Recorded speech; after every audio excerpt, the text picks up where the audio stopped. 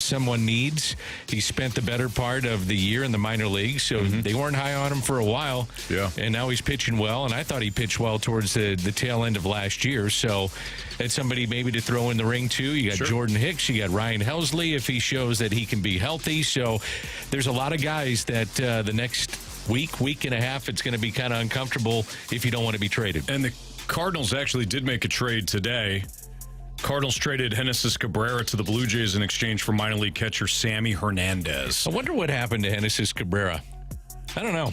What do you think happened, Dan? Well, I would say it started last year when he threw the ball off the mound and had to be scolded by Ali Marmol, scolded by his teammates, and then taken to the side with Albert Pujols. Now, when you look at that, what changes everything is performance, and his ERA was, near 4 or 5. Right. So, I mean, ultimately you can put up with some things if guys are putting up numbers or competing well, but when you do things like that, that gets you off the wrong foot and just another checkbox as to why maybe you get rid of somebody. Certainly. I wonder if there was something, and I don't have any intimate details here, but I wonder if something else happened behind the scenes, maybe him and Ali, maybe him and another coach. But usage, I think there was some talk about how he's being used, and he didn't like that. I mean, I remember not only the situation that occurred last year between Genesis and Ali on the mound. That's what I was talking about. That was the one you just referenced. But there was some scuttlebutt that Albert tried to talk to him, and he did. And it didn't go very well. Albert was trying to impart some wisdom on young Genesis Cabrera, and it just, for whatever reason, Genesis Cabrera either wasn't willing to accept some of the things that Albert was saying, or he was tuning him out. Either way, I wasn't there. Either way, Genesis Cabrera is now a Blue Jay, and the Cardinals got some catching depth for their farm system.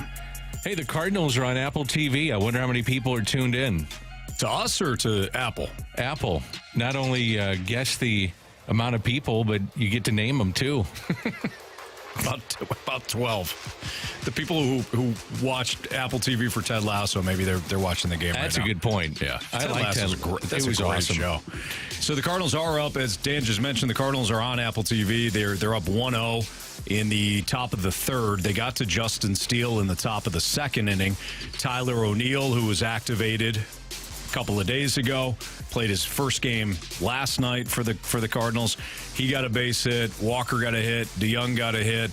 Andrew Kisner with a very soft ground out to third wound up getting a run for the Cardinals. And then there was a walk to Jose Fermin, but Dylan Carlson with a soft tapper back to Justin Steele. Again, he limited the damage, but the Cardinals are up 1-0. So Tyler O'Neill just flied out. I think there's value with him, and I might be the only one that thinks that. I know that you could look at it and say he's been often injured, and there's no doubting that part of it. But you know what? If you're looking for some kind of pop and trying to ride out a guy for 2 months and see what you got, it's worth a flyer from an opposing team. And I don't think the Cardinals have any appetite in keeping him around because he's been so injured. So look at him as maybe being someone that they would move on from as well. But I mean, I look at, for these reasons, Montgomery, you get a top lefty. Flaherty, a solid 2 or 3 down the stretch. DeYoung, steady defensively. You get some pop potentially off your bench. O'Neill, like I just mentioned, can you catch fire? Hicks, dominant lately. Helsley, if he's healthy, could help a team. The problem with him, and any team would look at this, is how often can I use him? Right. Sometimes he wants to go back-to-back. Other times, I don't want to go back-to-back. I'm just going to make sure I stay healthy because once I hit free agency, I'm going to be a valued piece. Yeah, it's his career. He can do what he wants. And then Romero is another one. You know, there's some value with him. So I do think, there's value in him. Guy that takes the ball every day. For sure, there's value with a guy like that. Maybe not a 1-for-1, but the Cardinals acquired Stratton from Pittsburgh in a 2-for-1. They got Quintana and Stratton, and then gave up, Johan Oviedo.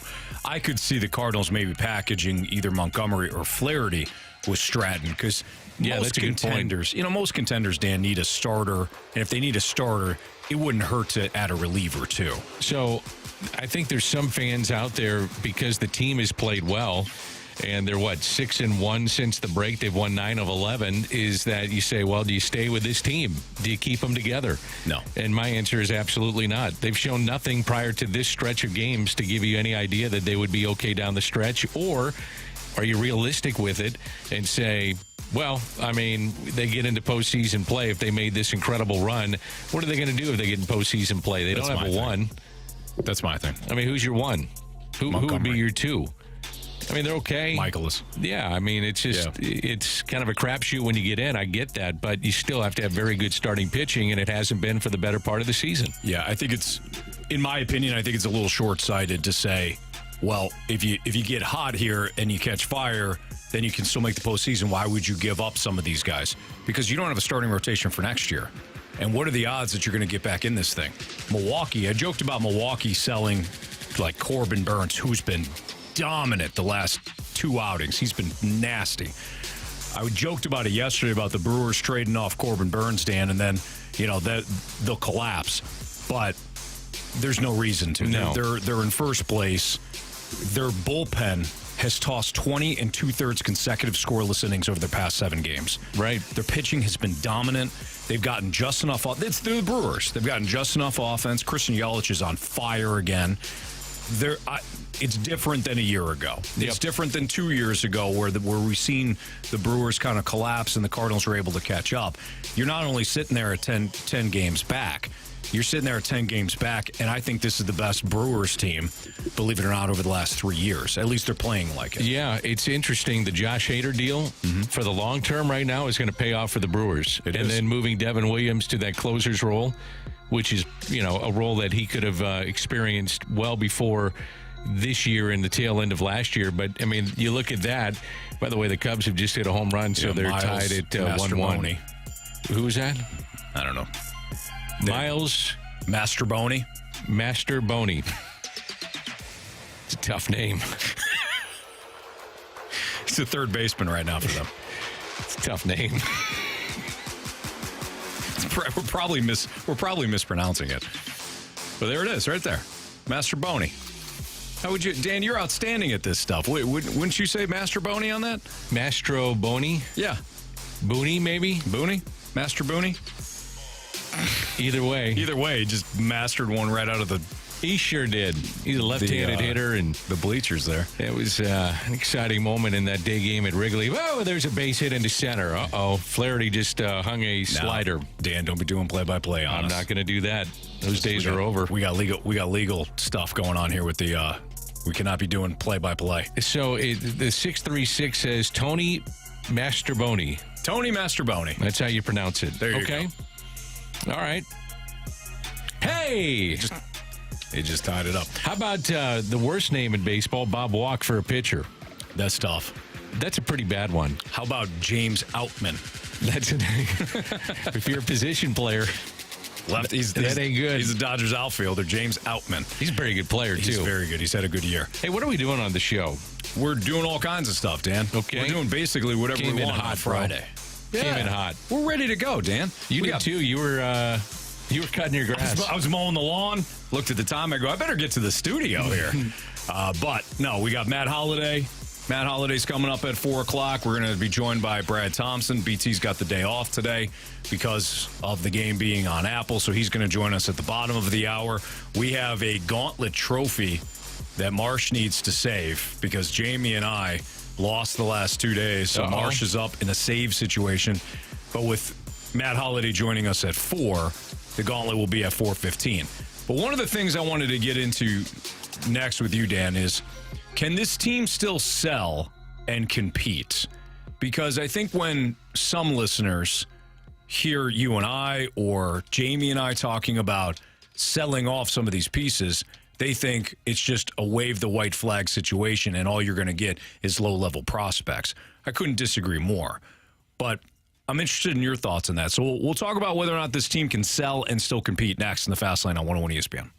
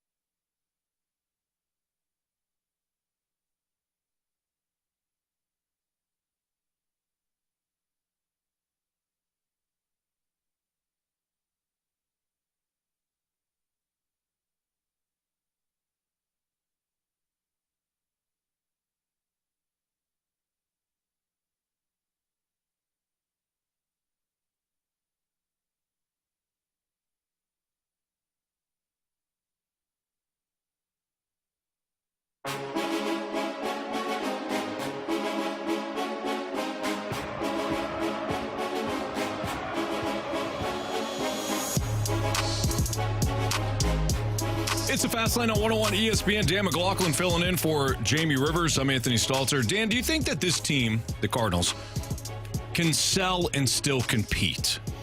Depends on what they sell, but the one guys that are giving you a chance to, at this point, win games are the pitching. The lineup has been very good. They're averaging about 7 runs a game since the break. But the pitching, if you get rid of Montgomery, you get rid of Flaherty, they're the guys that are giving you that chance. Yeah. And it looks like those two could be on the way out. And if they are, it's going to be really tough to compete. They just haven't pitched well all year. If you don't pitch, you don't win. And that's where they're at right now.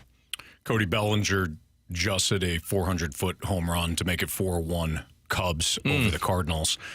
So he's had a bounce back year. Man, he's been great. It's a former MVP. You and I talked about this the last time you were in. I think it was last Friday, in fact, so a week ago today. You and I were talking about being more aggressive with 1-year deals. Yeah. And you had said it. I had said it before about the Blues. I think it applies to the Cardinals. I don't know why the Cardinals are so hesitant at times. Because they signed Corey Dickerson on a 1-year deal, but we're talking more pitching on 1-year deals. But yeah, they don't need offense.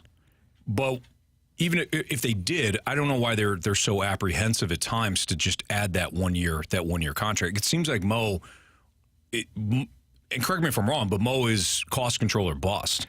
Not necessarily. Well, generally speaking, look back at last year, which was Quintana, and I wish they would have kept him. I mean, you don't think he would help this rotation at this point? In Montgomery, the thought was you would try to make a run at him. At least my understanding was you try to make a run at him in spring training to see if he would be willing to stay. Mm-hmm. And it's not to say that they couldn't try to keep him once they trade him, and I do think they will trade him. But it's going to be tough because he's represented by Scott Boras, and he's going to be one of the top lefties, if not the top lefty on the market. I mean, these guys aren't falling off trees. Lefties are valuable, and so it's going to cost you a lot of money. I do think, though, they're going to have to spend in terms of 1, maybe 2 frontline guys to bring this team in and have a chance. I wouldn't tinker much with the lineup. The core of this group is pretty good, especially Goldie, Arenado. Now, having said that, they're going to be a year older. These aren't young players, especially Goldie. He'll be 37, I think.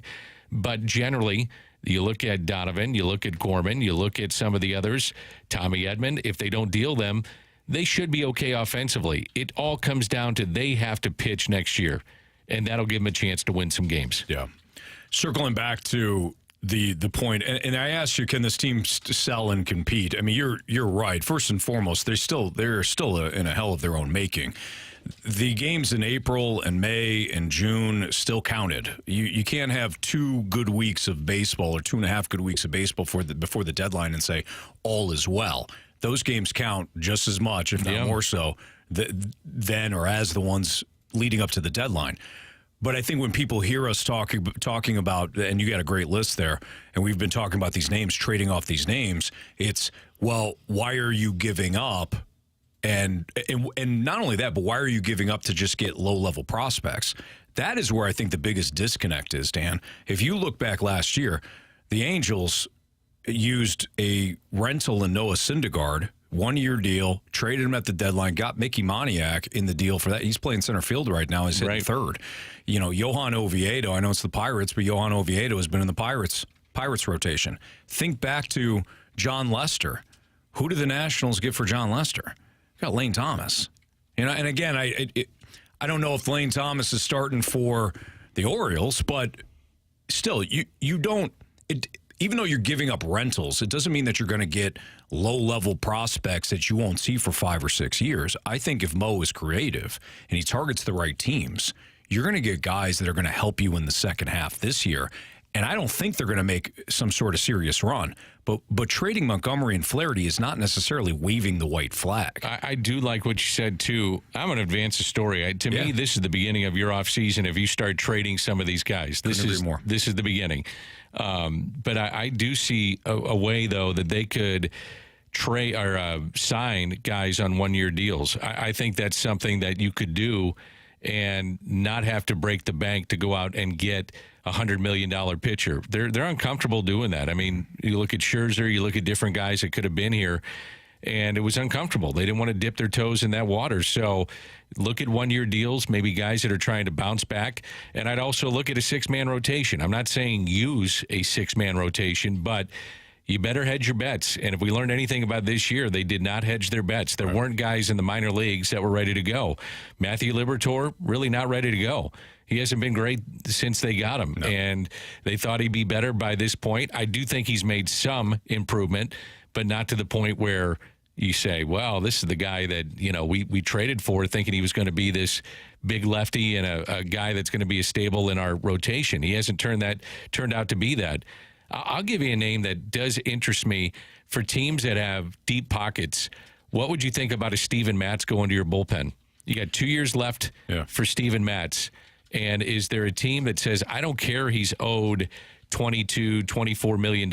I'm willing to overpay for that to maybe be an occasional starter if need be, but he really bolsters our bullpen down the stretch. So I don't know. So you're thinking for the trade deadline? Yeah, I'm saying this year. I mean, I'm talking about teams, though, that have really, really deep pockets that don't worry about the fact that he's a $11-12 million pitcher coming out of my bullpen. Sure. Now, it may be far-fetched, but what I'm trying to say is that anything is on the table at this point until the end of August. Well, Dan, to your point, or the end of this month. The Dodgers are a team that, one, has deep pockets, two, needs pitching badly. Yes. Walker Buehler is hurt. Clayton Kershaw is hurt.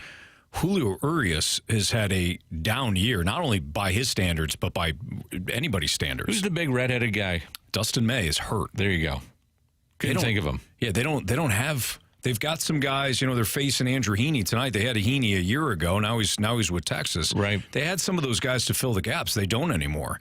So to your point, maybe the Dodgers look at multiple pitchers for the Cardinals, and if you could package something together, they've got 5 or 6 pitchers within their top 12 when it comes to prospects that are either already up because they've needed them to be up, or at the AAA level waiting to come up next year.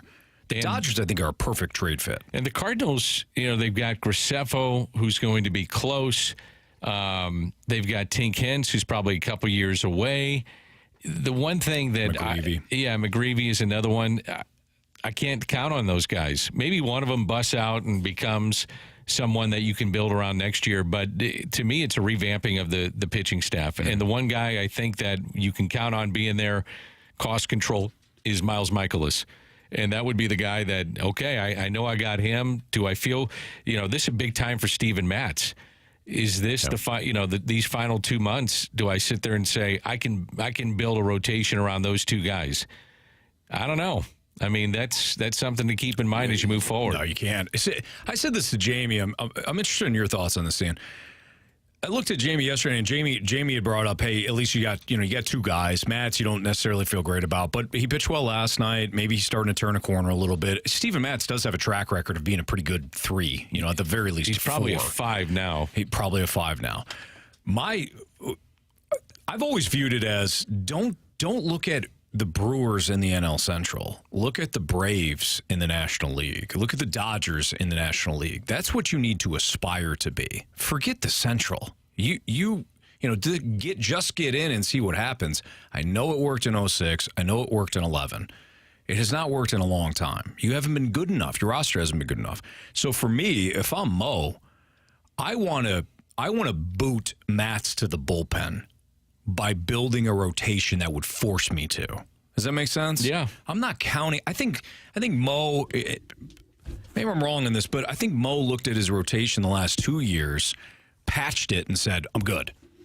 And then when the leaks started to happen, he had the deadline. He had two deadlines in a row where he was able to patch it again, but he never really fixed the hole in the wall. Yeah, that's a good point. So don't just say, well, I know I'm starting with Mikolas and Matz. Good companies, good teams try to build internally. They try to almost push people out by hiring, talented people that will do so. So I think they get Matz to the bullpen. Yeah, I think they felt like Liberatore would be that guy at some point. So there's a spot. Mikolas is a spot. Why not move him to the pen? I've thought about that too. Let him go as hard as he can. Let him air it out. Yeah. You know, he's throwing much harder this year. I'm with you. I've thought about that since I saw him. Mm-hmm. The thing that I was concerned about is that he didn't pitch in against right-handed batters. Right. And if you don't get a lefty doesn't wind up getting a right-hander off the plate, you're going to get destroyed. Absolutely. And at times he gets that. But any time that I see a guy really struggling in the rotation like this, and Matz is a good example of this, Liberatore, is that when they go to a bullpen, they know it's 3 outs, maybe 6 outs, and they air it out, and they just become better. Now, Matz's changeup is the difference for me. Now, he's pitching with confidence, but maybe that's a byproduct that he had a little success in the bullpen, but watch his changeup. His changeup is different right now. And if that is a pitch that he can rely on going forward, then you got something you can work with. Well, why don't we ask BT about that changeup? BT knows pitching better than most, and we'll ask him about what he's seeing out of Steven Matz and whether or not there's still a little bit of hope. Brad Thompson joining us next on 101 ESPN.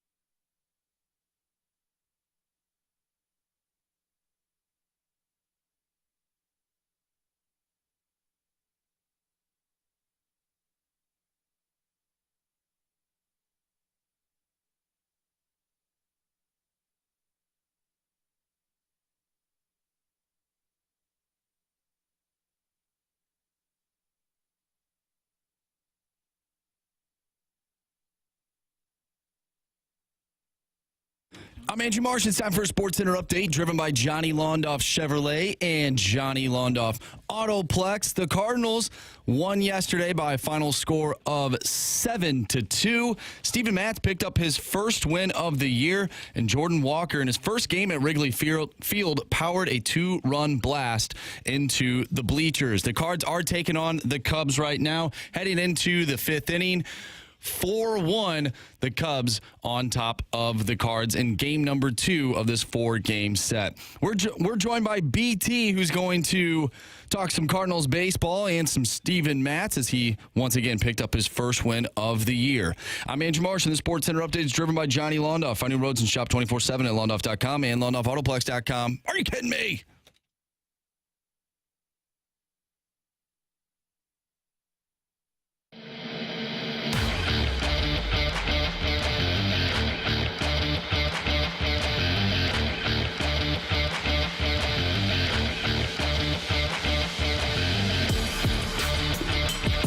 Our guy Brad Thompson is live right now from, I imagine, his hotel in Chicago. Is that true, BT? Yeah, for sure. So that means something magical will happen at the ballpark. Chances are today on an off day, as you guys know. Wait, Brad, do you have a specific instance of when you were in L.A. and something like that happened when it was an Apple TV game? That's exactly the one that I was thinking of, one that Dan knows quite well because he was actually at the ball game like a true professional. And I was sitting around just watching on my iPad as Albert hit number 700. But like I told you guys, in a couple of years, I'm going to tell that story as I was sitting in the front row, and it was actually me he came over to high five. So in a couple of years, that'll be the story. Yeah, I remember that quite well. I was excited when he hit 699, more so than 700. So no big deal. Me too. Yeah. You know what? 699, I thought, wow. I agree, and we were there for 703. All right, we got the last one. Oh yeah, it was exciting. Brad, I know you're tuned into today's game on Apple as well. What's your thoughts thus far on Jack Flaherty? He looked pretty good for a while, but he's been beat up by the home run ball. He's the long ball. He had 2 home runs in the 3rd inning that he allowed in a 4-1 deficit right now for the Cards in the top of the 5th.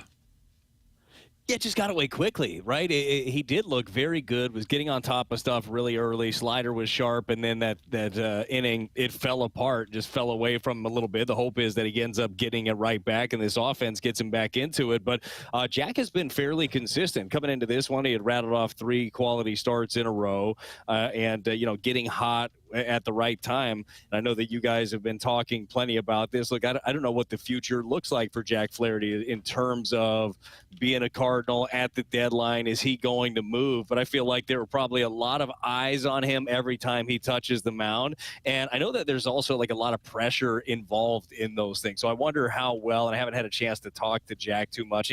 Any questions he's getting about the deadline, he's shutting down, which you understand that. But I bet that ends up weighing on him a little bit, and a lot of guys that are wearing the Cardinal uniform right now.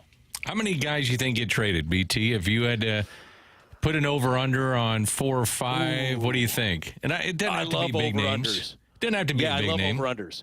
You got Let's one. set the over-under You got at one 3.5. already. You got one already, BT. Technically, I don't even count him. They DFA'd him, but he did get traded. That does. It's true. Okay, so I'll set the over-under at 3.5. I'm going to take the over. Yeah. I think they're going to be take the over. When Mo came out and was public about it, that tells you pretty much that the green light is there to pull off some deals. And I was saying to Anthony, he agreed. I think the offseason, to an extent, begins right now. I mean, it's going to take a while to retool a rotation, which is something that they have to do. Yeah, I'm right there with you, and I know that you guys have talked about this as well. You can't fall into the trap of, we're playing better baseball. Does that change what we do at the deadline? No, it can't. Like, you have to think about the future. You have to think about next year as well. Doesn't mean you can't continue to play good baseball. Doesn't mean you can't go out there and put out the best product that you can. But if you have a plan in place and you have deals that make sense for 2024, then I think you have to make those deals. And when you're talking about retooling a rotation, I know for many fans, they look at it and say, hey, you talk about you need pitching. Why do we keep talking about trading pitching away, and namely Montgomery and Flaherty? And the reason, as you guys know, is they're impending free agents. Like they're going to walk out the door. You might as well end up getting something for them.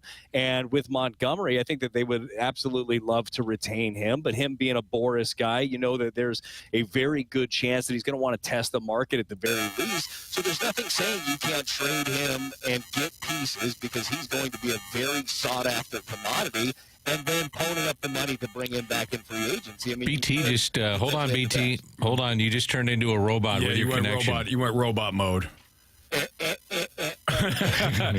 Can you reset for us? And we'll yes. Okay, there you go. We'll get Brad back on the line there. I was gonna see if that thing. Sometimes it course corrects, Dan, but not so much this time. I'm interested in BT's thoughts too on Steven Matz and Matthew Liberatore, two pitchers that we had talked about before we had him on. But the Cubs right now are up 4-1 in the top of the fifth, so the Cardinals are going to need their offense to come alive here. Unfortunate timing with Jack Flaherty. He had been pitching well. He had been pitching well coming into this game, but 4 innings of work thus far, 6 hits, 4 earned runs. He does have 4 Ks and no walks. That's good. The walks have plagued him all season long, but it's just been the home run ball. You know what's kind of interesting is that they have Carlson leading off. Now, he has been swinging the bat. He's highly motivated. A lot of talk about what may happen with him at the trade deadline, but sometimes you move a guy up into a lineup to get showcased. Very true. Just thinking about that, he's hitting. So I would have bet O'Neill first. Maybe so. I mean, get him 5 at bats a game. BT, you there? Yeah, guys, this new AI stuff that I've been trying to figure out to do my work for me really backfired a lot. So this is the real BT now, not the AI version. I tried to plug and play. This stuff is so smart. It answers your questions. It's very easy. But if it's not going to if it's not going to work all the time, it's just not worth using. Yeah, very true. Hey, Brad, I wanted to ask you about Steven Matz. Dan had talked about his changeup, and how his changeup has been different.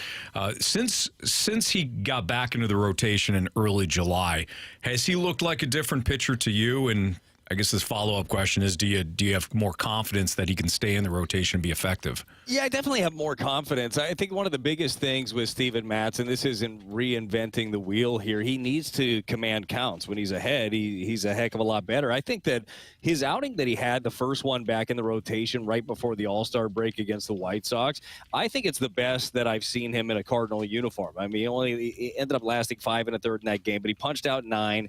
He was on top of everybody and really used his fastball effectively, and then got to that changeup, got to his breaking ball, and finished hitters off.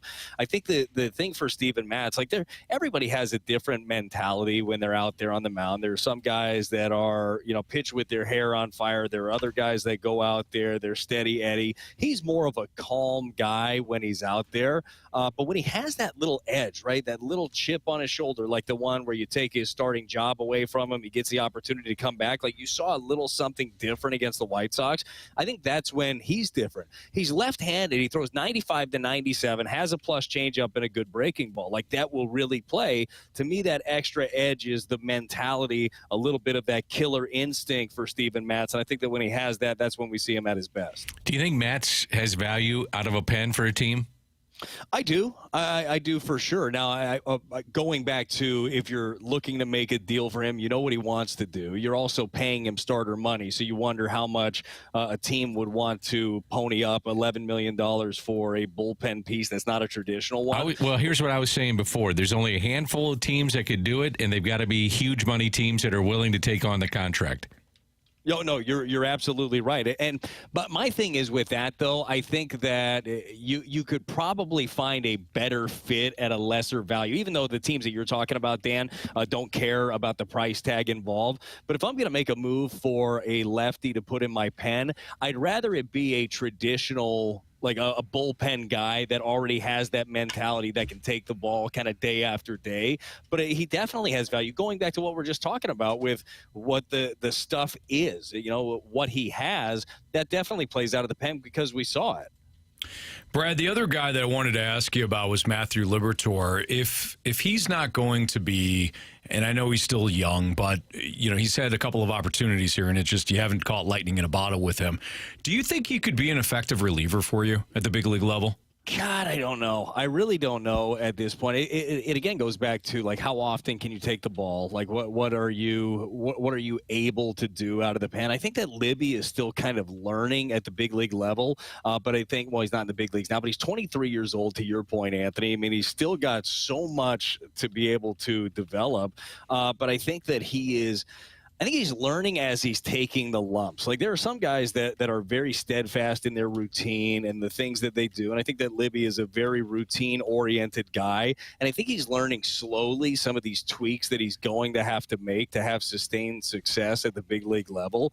But I'm not sure. I still would look at him. I would still like to keep him in a rotation if I'm any team.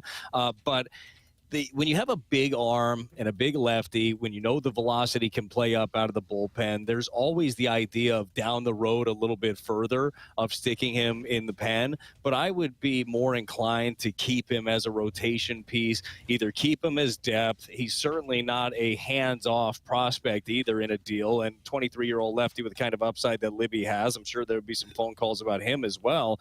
But right now, I think I'd keep him as a starter. What do you guys think? I want him in the bullpen. Yeah, I wanted him in the bullpen, too. You kind of crapped all over that idea, though, Brad. No, we're starting to feel down about it. This is why we asked. We feel this out, you know? Yeah. Seen enough so far that, and again, he's a young guy, but I want to see him air it out coming out of the bullpen, and maybe there's more success there. Yeah, look, it's definitely intriguing to see it. I go back to the killer instinct of out of the pen. I don't see that out of Matthew Liberatore either. I see him being a more like regimented, step-by-step starter, but that changes quickly when you get out there. You just go ahead and compete. I think for me, it's a little too early to throw him in the pen, and it would be a little early too if you are thinking about making another deal and him being a part of it. I want him still built up as a starter. You know what I mean? Yeah, I understand that too. I would love to see him pitch more inside on righties, and I'd love to see him, when they say you're in the pen, air it out. I think there's more in the tank there than we're seeing with his fastball. It improved from last year, but to your point too, I could see a young guy that you say, look, we're going to exhaust every option with him to be a viable option for our rotation. So I get that too. I'm going to throw something at you that I was thinking of, Brad. I mentioned these guys, and tell me if I'm missing somebody, but these are all guys that I think could be on the table in terms of being dealt. But Montgomery, Flaherty, DeYoung, O'Neill, Hicks, Helsley, if healthy. I think Romero has got value right now. Is there anybody else that I'm kind of overlooking at this point? Hey, BT, think about it, and you're willing to join us for another segment, right? Yeah, sure. Beautiful. All right, so we'll give Brad time management very well. No, we actually nailed it. So, okay. And it works out to be a perfect tease. You just had a perfect tease there. Okay. So BT will give his answer to Dan's question next here in the Fast Lane on 101 ESPN.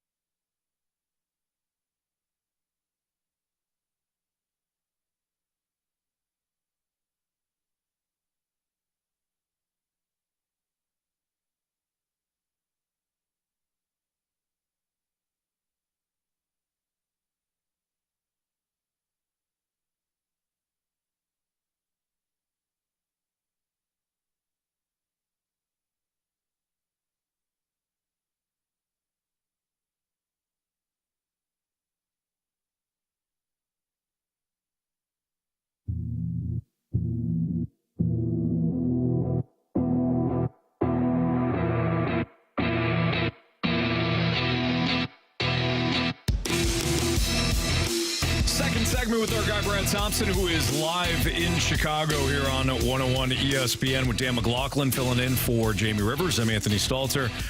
Dan, if you don't mind, can you reiterate what your question was? You teased it. Was a high tease, man. That was absolutely nice job, Anthony. Yeah, I forgot it already. Yeah, but Brad, for those that just tuned in, you know how Brad is, Dan. That happens in radio. People tune in and tune out, Brad. I know you knew that. But I gave you a list of Montgomery, Flaherty, DeYoung, O'Neill, Hicks, Helsley, if healthy, Romero maybe now on that list of guys that could be had. Maybe Dylan Carlson, I'd throw that in the mix as well. Anybody could be had, but this is realistic stuff that I was just thinking about off the top of my head. Am I missing anybody?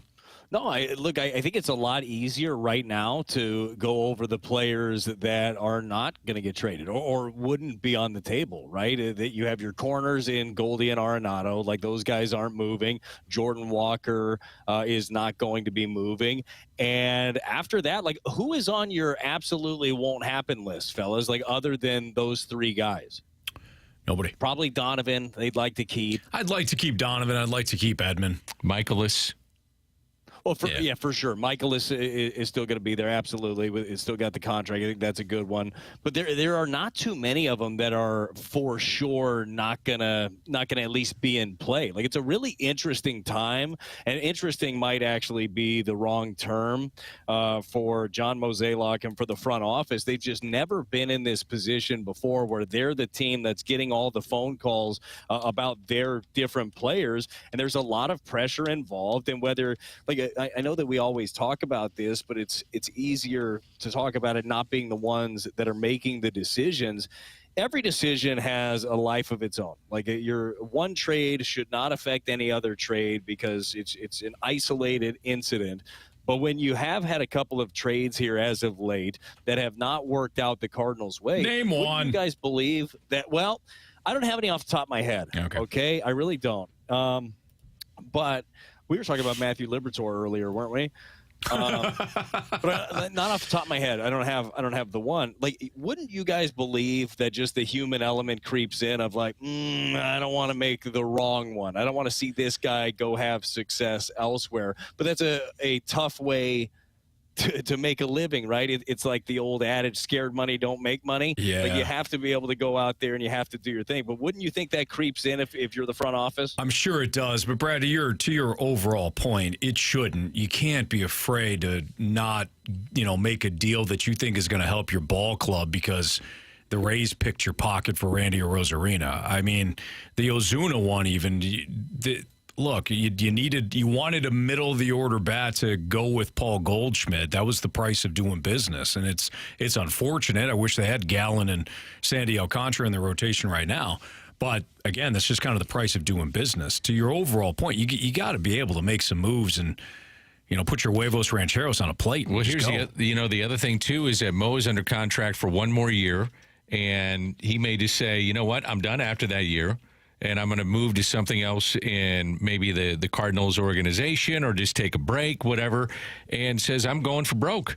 I'm going to go for broke, and I'm going to restock what I think needs to do to have happen for this team. Mm-hmm. That's something that I've thought about, too. Did he sign a 2-year deal? Signed a 2-year deal. 2-year contract? So it's not – is he 2 years? This is year one. He's up after next year, I believe. And by no means am I saying he's going to get fired. I don't think that one bit. I think he's – done enough. The track record is there, and they're going to give him every chance to retool this thing and get it done. When he has been under the gun in terms of trying to go get somebody big, he's done it. I mean, the Matt Holliday deal comes to mind, Arenado, Goldie. It's there, but you made a valid point. He hasn't had to go out and get that major piece or retool. You know what I mean? At that time. So it's something that will be interesting considering. Now, the one time he did was Holliday at the deadline, but the other two were off-season deals, and he's open for business. So I think it's a fascinating thing to see what what he can pull off here. Yeah, and I also think, Dan, it's going to be fascinating to see what because he talked about it. They need pitching, right? Is how they evaluate the pitchers that they bring in, because the track record on that side overall has not been very good. And he's talked about having to change the way that they're looking at certain things. I think that they're longer play, right? But I think they're going to have to do a lot better job in the international market of bringing guys in, international free agents. But when they're going out there and acquiring these targets at the trade deadline, will they hit on them? Because that is going to be the lifeblood of this team. Look at the last 2 weeks, okay? Look at why is the team winning? Yes, the offense has been very good. The offense has been pretty darn good all year long. But the team is starting to win right now because the starting pitching has been very good. You look back the last 2 weeks, the Cardinals starters have the second best ERA in baseball, and they have the lowest WHIP in baseball in the last 2 weeks. Like, that's how you win. You have to have solid pitching, so they're going to have to make sure they make the right decisions on that front. Brad Thompson joining us from Chicago. It's the Fast Line on 101 ESPN. Cardinals still trailing the Cubs 4-1 in Game 2 of a 4-game set. By the way, Justin Steele is dealing. That guy's got a nasty cutter. I just was peeking up. He reminds me of John Lester. Anyway, go right ahead. He looks like John Lester. He does have a little look of him. BT, what do you think the rotation in the outfield looks like when everybody's healthy? I mean, you got a log jam here. Jordan Walker, you want to play.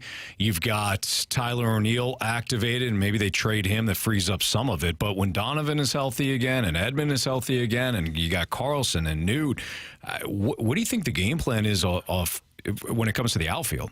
Yeah, ask me in 10 days. That's basically the way that you look at it with the deadline. I mean, they could move more than one piece out in that outfield. That could absolutely happen. One of the wild cards that you bring up is Donovan. I mean, that one, I mean, I hope that the time off is going to be very beneficial for him. But that's not great news, him not being able to throw, shut down for 2 weeks. I mean, that could end up being a long play for the rest of the season. Fingers crossed that it's not. But that throws a big wrench in what you're trying to do. You know that Jordan Walker is going to be out there playing every day. Man, he needs the reps. He needs them badly.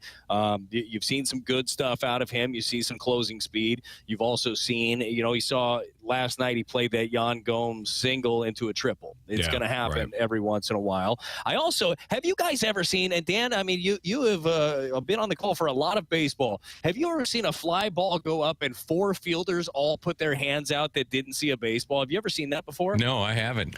It's a twilight. Incredible. The twilight's nasty. It was a 7:05 first pitch, correct? Correct. Yeah, I haven't seen that. Now, I've seen it was nuts. Twilight and other places where a guy just loses it, but 4 of them? No, I haven't seen that. Ollie even said he didn't see it. And even in a place like Wrigley, which has been there forever, sometimes you'll see that in a dome stadium. Yeah. You know what I mean? Where it's newer and guys just can't see it. Right. But never in a situation like that. I'll tell you a place that was tough, and BT maybe can back me up on this, but if I'm wrong, tell me. But Denver was a place that when you got around 6:45, 7:15 range, guys just couldn't see it. And if you tried to pick somebody off at first baseman had no chance. The sun was there. It was awful. The early starts in St. Louis at 6:45, the right fielder, He's got trouble, too, once the summer months hit. But in terms of 4 guys not seeing it, I've never seen that. Yeah, I haven't either, and you're absolutely right about Denver. Every place has their different nuance. And yesterday, actually, during the start, too, over at first base, Alec Burleson had that issue. He was trying to, shade himself just in case that pickoff was coming. But, there is going to be so much movement here, guys, in the next 10 days with this ball club. At least you believe. I just don't – there's no way – that you can't move and shake after the way that this has gone down, after you're depleted from a pitching standpoint. You've got free agents walking out the door. One of the biggest ones, and one of the names that you threw out there, Dan, that I'm most interested to see what happens with is Jordan Hicks, actually. I think that Hicks could bring you a very big return at the deadline. I wonder, though, if you also think about kicking the tires on maybe you offer him a multi-year deal on a lower AAV and see if he'd take something like that. But I'm very interested to see what happens with him. What would you guys do with Jordan Hicks? All depends on the health of Ryan Helsley for me. To me, it depends on what I'm getting in return. If a team wants to get silly, I'll trade Hicks because there's no guarantee I can re-sign him. I agree with that. But to BT's point, I'd throw something out there and dangle it and see, because who's waiting in the wings? I mean, you got Helsley there, but he doesn't want to pitch back-to-back days. He doesn't want to go usually 3 out of 4. Right. So that's an issue. And I'd have to take a hard look at Hicks and the way that he's been pitching here recently. He's found a role But can you resign that him? seems to fit. What That's would why you I would just dangle. What would you dangle? Like I was thinking about it, a 3 years for sure. For 24, 3 Yep. for 24 maybe. That's where I was going. I was going to go 3 for around 8 or 9 million. All right. Okay. So what if he tells you to shove it? Then what's the move Trade for him, you guys? I'd I trade him. totally agree. Absolutely trade him. Yep. If I can't get something, if he's not in my plans and he says no thanks, I'm testing free agency, then you'd have to move on from him. Now, Which you would understand. 100%. And I think that the one thing with him too is that there's value there. I mean, if he's played it out this long, and at one point he was a starter, and another part, this is 2 years ago, whatever it was, 3 years ago, and then he was a setup guy, and now he's a back end of the bullpen kind of guy. Mm-hmm. You know, and he's got a lot of mileage now in good terms. Not talking about his arm, but I mean in experience. There's value there for a team to say we want him, especially for a 2-month stretch. Well, that happens so much too, Dan. Is that if somebody looks at a guy like Hicks, and you could easily see it with a guy that throws 100+ with sink, and said that's the missing link. Like that is the piece that I need right now to go win a championship. You know how much you're willing to give up for the missing link? Like you will pony up. You see it all the time. Like the big high end back end of the relievers, those get huge draws at the trade deadline. Yes, they do. I think Stratton is another guy that takes the ball every day. That's value, man, down the stretch when guys are on fumes. That's another guy that's got value. I'm not saying he's Jordan Hicks, but there's value with a guy like that. Had value for the Cardinals last year. Yes, it did. He did. Hey, BT, how did the bobblehead night go? It was fine. Everything was fine about it. What happened? Nothing went awry. No, it was great. Bobblehead was very good. I guess I know what you're alluding to. Well, I saw something on the old tweet machine. Did something go awry with the first pitch? Yeah, Leahy didn't try behind the plate. I think that was the one thing that really. It's not. No, that's blame shifting. Kyle Leahy did his job. Did you throw out the first pitch and you didn't give it to your kids? Well, God, I wish I would have. I'll tell you that right now.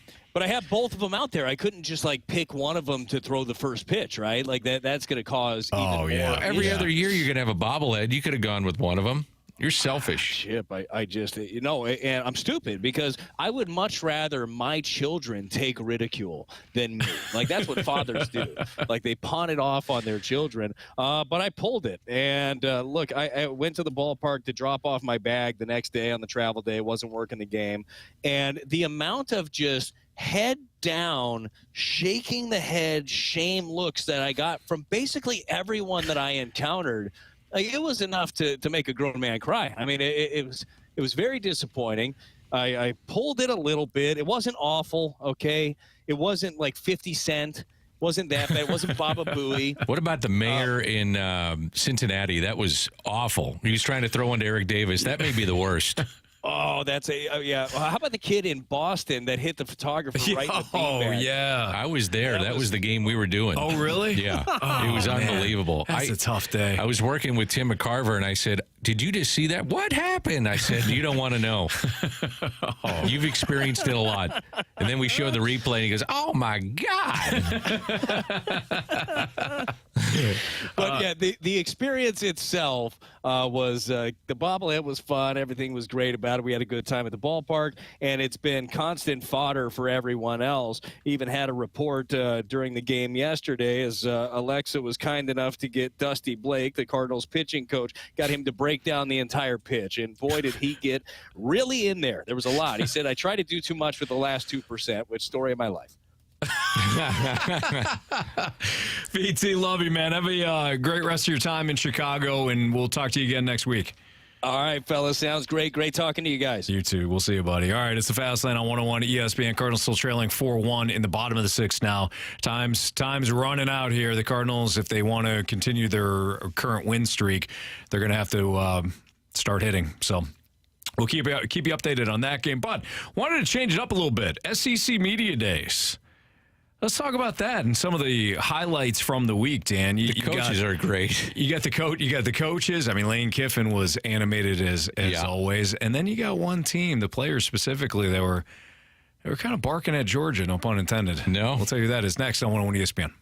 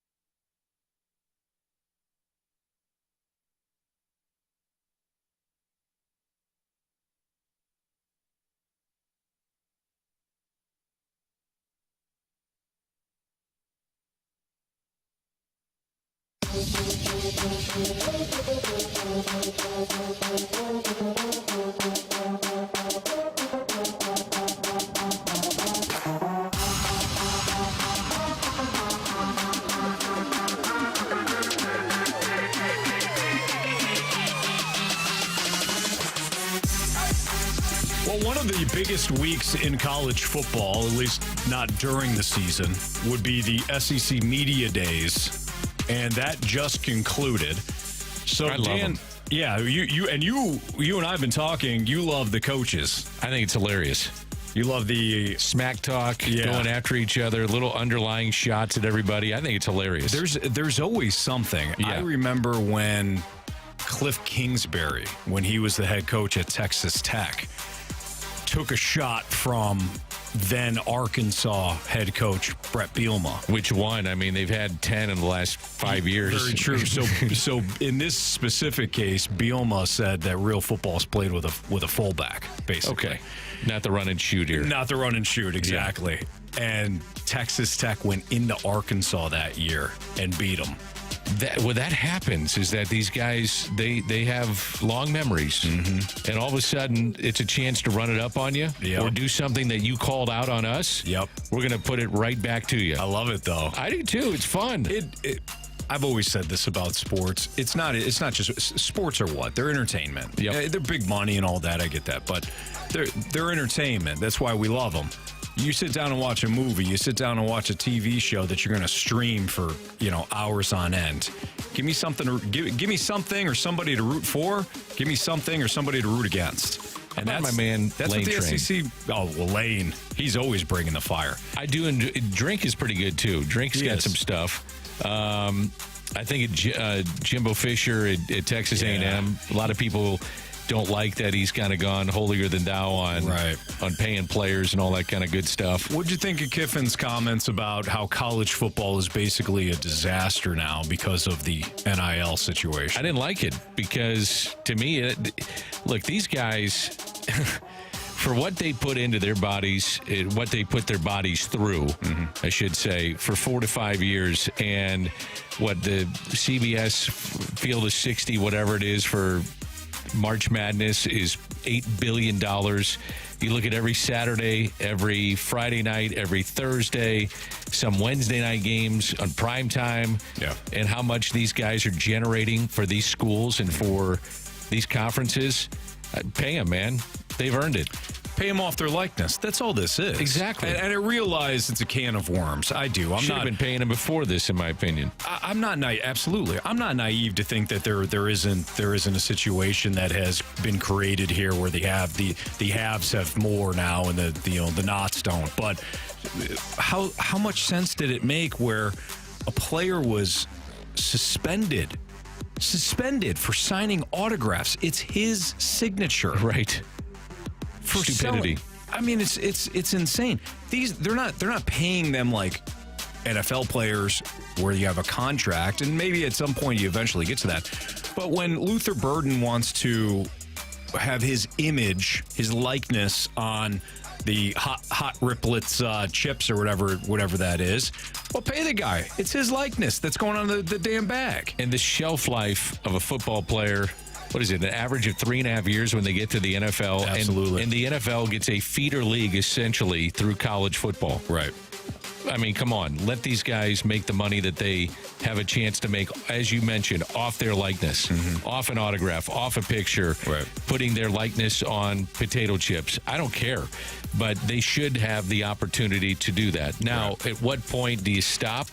I guess it's a legitimate question. You know, how far do you go? And it opened up a can of worms on, well, who's getting paid? How they paying them? What are the boosters doing? I get all that. But you know what? NCAA tough. I don't care.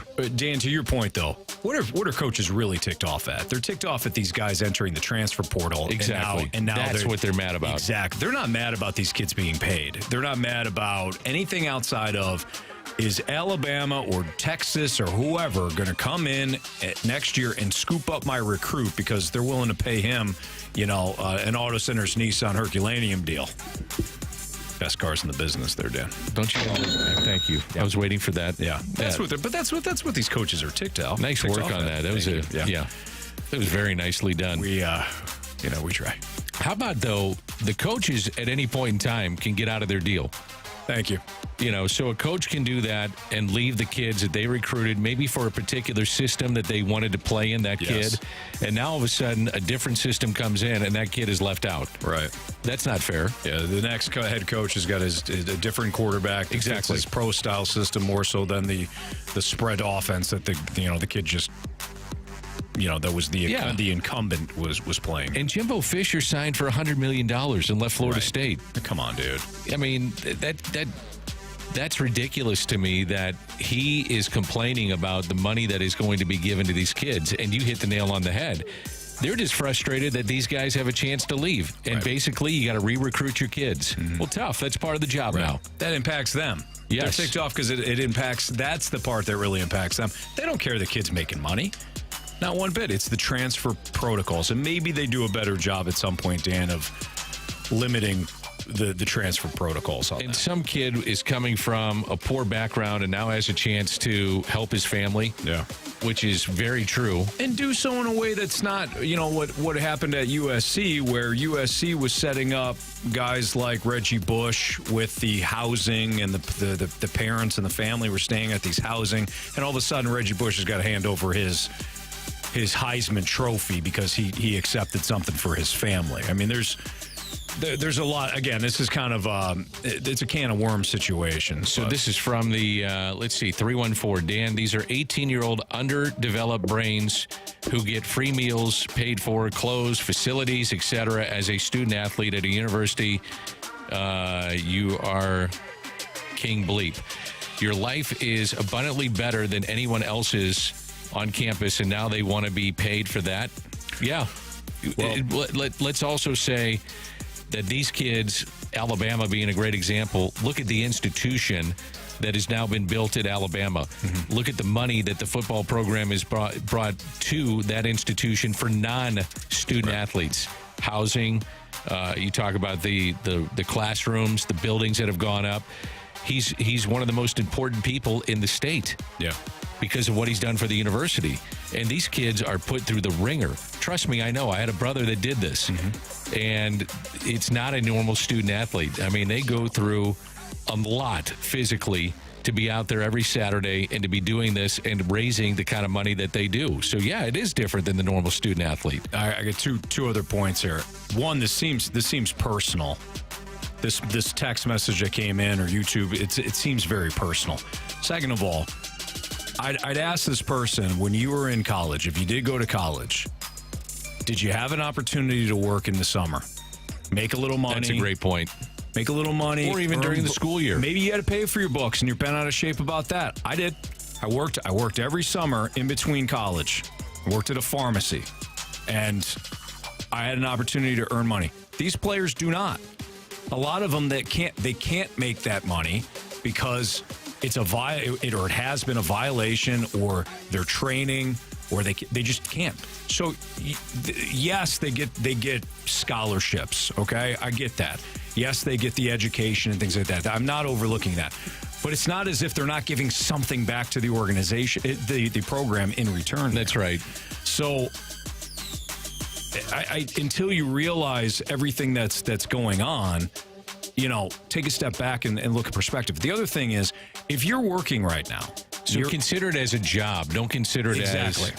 Yes, they're working. Exactly. That's the way I looked at it. It's just a hard-working job that these guys got to do. The other thing I would say, Dan, is are you working for a company right now that every time you sign your name to something, that company is immediately making thousands to millions of dollars off of your name? Mm-hmm. Are they posting your picture, your image, your likeness on advertising and not paying you for it?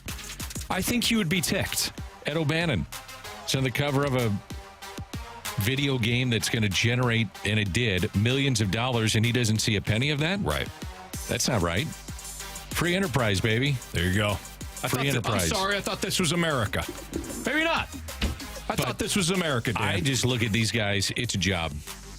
It's a job. They're working for that. They are working for it. And if somebody wants to pay them, working their tails off, some potato chip company wants to pay them, thousands of dollars to slap their face and their image on it, fine, good. Yeah. Like I said, I thought this was America. Have you seen what these kids go through? And I mean low-level places. Yes. I mean, it's a lot physically to go through. I had a buddy that was in my high school, went to University of Toledo. He was a tight end, and I was in school at that same time. I mean, you're not talking about much of a college experience when you're an athlete. And hey, they're good, they're great, and they're playing, and we'd all like that opportunity too. Those of us that want to play, but there's a reason why not everybody's playing. Can we just stop saying that it's amateur sports? Yeah. Because it's not. It isn't. It's big money. Matt Holliday is going to join us next. I think he could have played quarterback at Oklahoma State had he not been selected out of high school by the Colorado Rockies.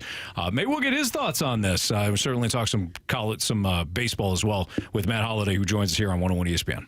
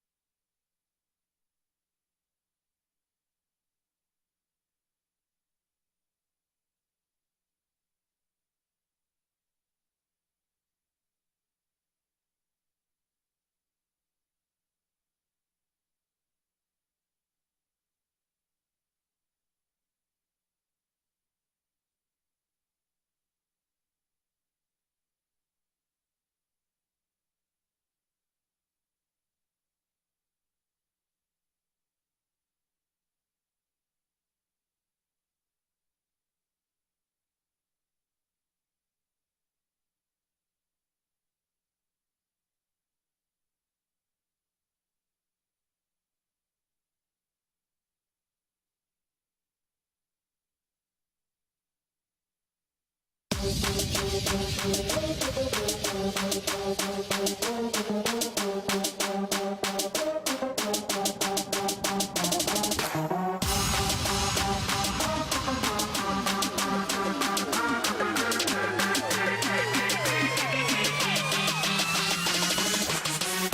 Dan McLaughlin, I'm Anthony Stalter. It's the Fast Lane on 101 ESPN. Dan filling in today for Jamie Rivers, and we head to our celebrity line. We're joined by Cardinals Hall of Famer and World Series champion Matt Holliday. What's up, Matt? Hey guys, how we doing? Doing great. You got Dan in again. Dan's been a frequent guest on Hey, Fridays. Matt. How are you, buddy? Pretty good. Where do we find you? Where are you at? Where you're traveling families all over the place? I'm in Sanford, Florida.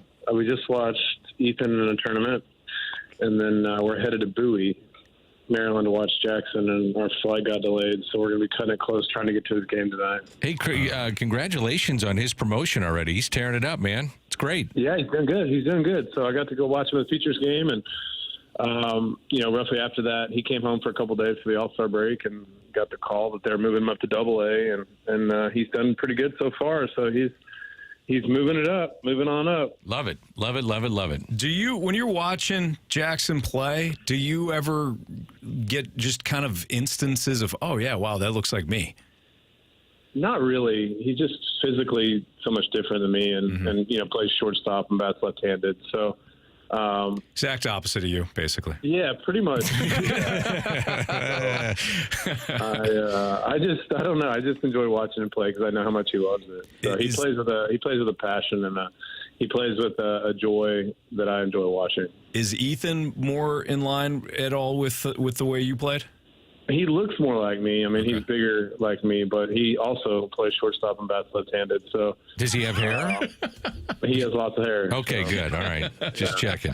So far, I mean, I've told them both, enjoy it while you have it. So. Matt, are they your kids, I guess, is the next question. Oh. So it was funny. Reed was actually watching the Bosley hair commercial today, and my youngest, who's 9, and he said, "Dad, why don't you do that?" And I was like, I think that ship has sailed. He goes, Mom, can I get some of that just to be sure? I love it. Hey, Matt, take us back to the trade deadline when you came to St. Louis, and it was pretty much known around baseball you were going to get moved. What were those days prior to that like? Because your agent is in contact with you. You're probably checking the internet. You're talking to your teammates. All those things. What was that like for you?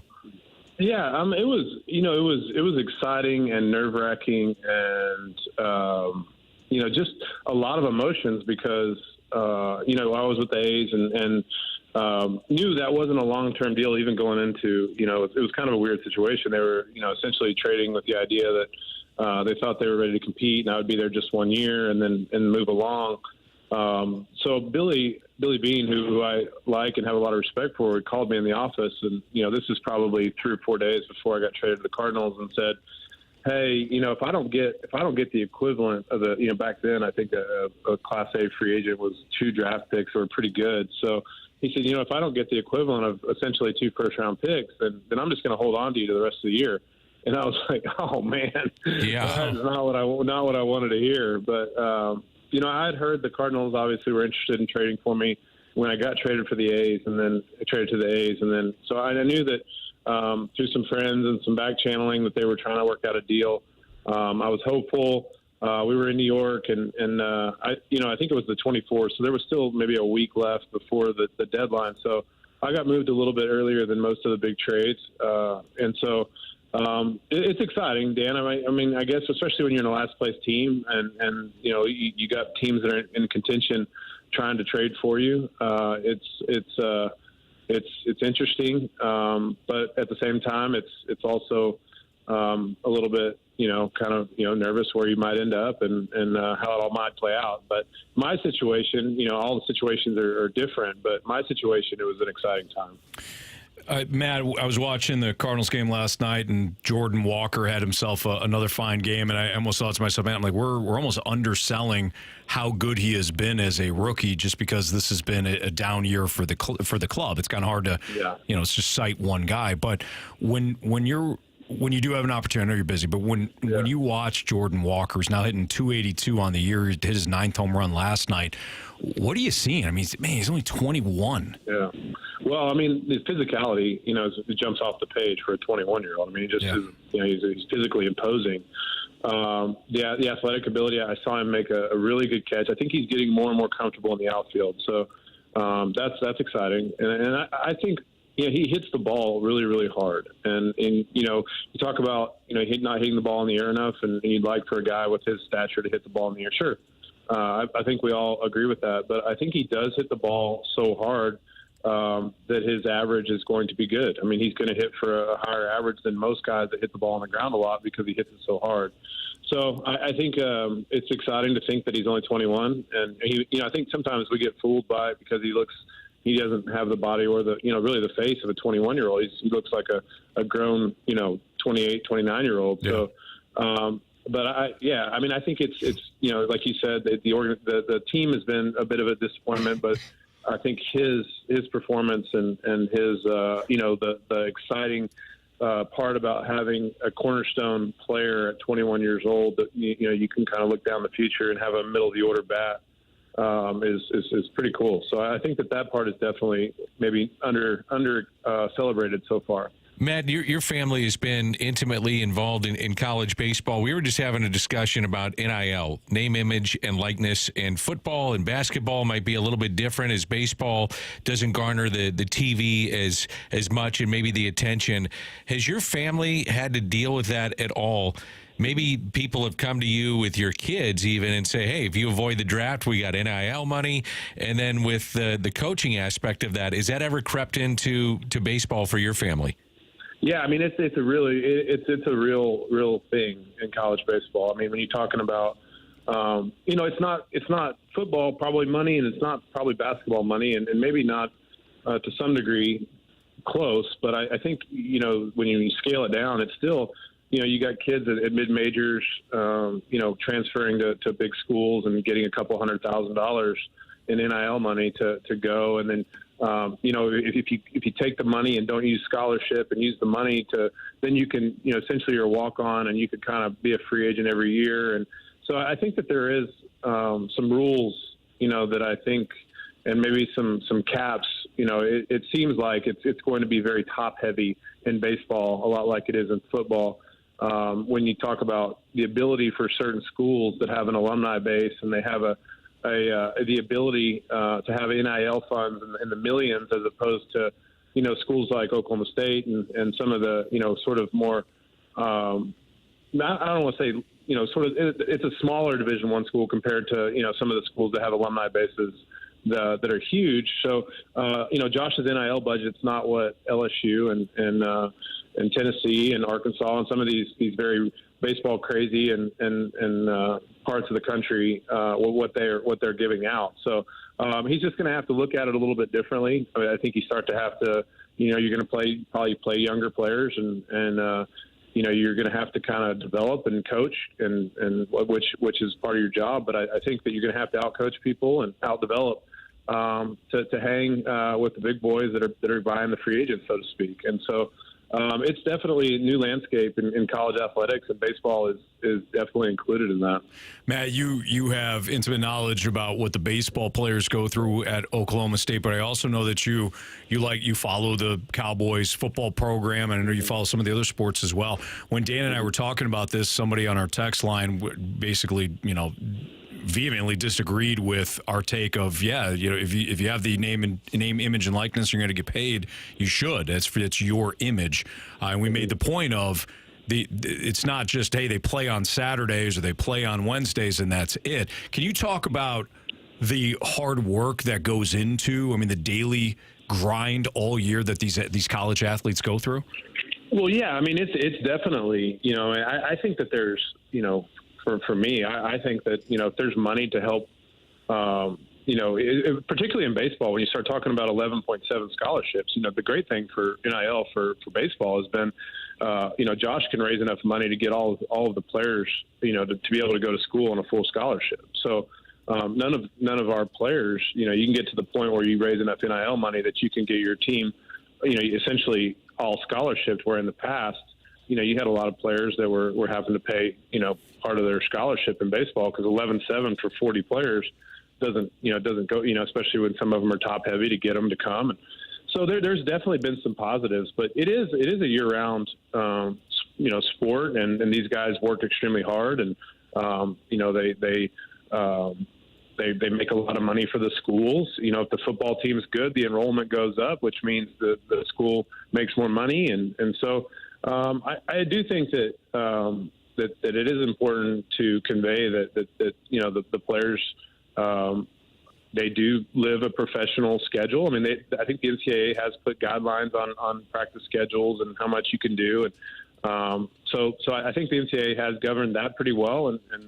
But it is a business. It's a big business. I mean, college football and basketball particularly are big businesses and make a ton of money. So I'm not sure. I don't know what a good sort of salary cap or I mean, I think it's just the problem is at least in baseball, it's really hurting mid-majors, because they go in and maybe recruit diamonds in the rough and develop them, and then they transfer on them and leave and go to bigger schools for a payday. And I think it's going to really hurt mid-majors.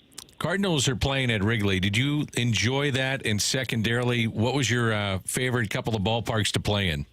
Yeah, I mean, Dan, I felt like the mound was right on top of me. Everybody says that, man. Yeah, Everybody. So I didn't love hitting there, but I did love the environment. I love the day games where at 10 o'clock, 9:30, you're driving to Wrigley Field and you're going past the lake and people are out running and riding bikes, and it had a really cool vibe. There's people in the streets everywhere, and Cardinals Cubs rivalry and red and blue, and just a 75, 85 degree day and at Wrigley Field, a day game Cardinal Cubs was it felt like you were 30 years ago, 40 years ago, and just a classic baseball Saturday or something like that. But I didn't hit well. I didn't hit particularly great there, so it didn't love that. But places there's I think for me there's a difference between atmosphere and places that I love to go, because I for some reason I hit really well. I mean, I hit really well in Philadelphia, and some places that maybe don't come to the top of the list aesthetically, but I'm a fan of the old ballparks. I loved playing in Boston, and got a chance to play in Old Yankee Stadium and Wrigley Field, and you have you got like San Francisco, so the water, and then Pittsburgh with the background, and some of the in Colorado, they've done a really good job of maintaining that field, and so those are some of my my favorite places, just as far as cool stadiums. But a lot of the times, as athletes, we like the places where we play the best. Yeah, absolutely. Cody Bellinger, by the way, is having a big day. Correct me if I'm wrong. You worked with him in the off season. What the heck, Matt? To follow up on that, he hadn't signed with anybody at that point. So just so we're clear. Well, let's go into this just a little bit. You take on a guy that's a former MVP. And I'm sure you don't completely change him unless he's completely lost. And maybe he was. What do you try to do as a teacher when you have all-stars or MVPs and just try to get them back on track? Just work with what they have.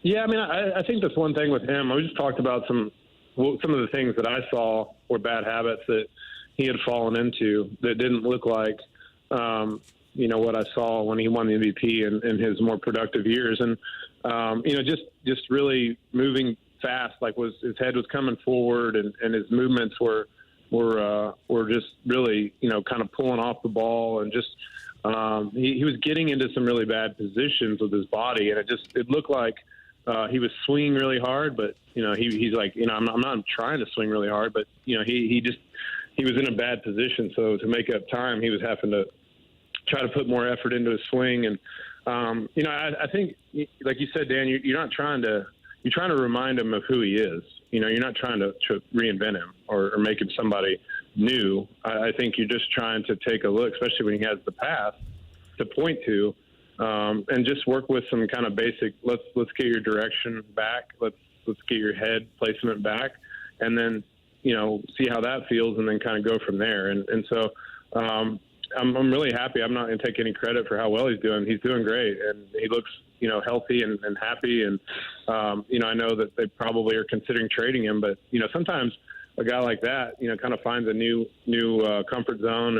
And if I was the Cubs with the money they have, and at some point I would think that they're going to try to compete, that they should hold on to a guy like him, and try to maybe give him see if he'd take a 3-year extension or something like that. But I really enjoyed him. He was great. He jumped right in and came over to the house for dinner, and we're always playing games or competing and doing stupid stuff around our house, and he jumped right in and just like part of the family. So that's great. He's a good kid, and he's doing really well.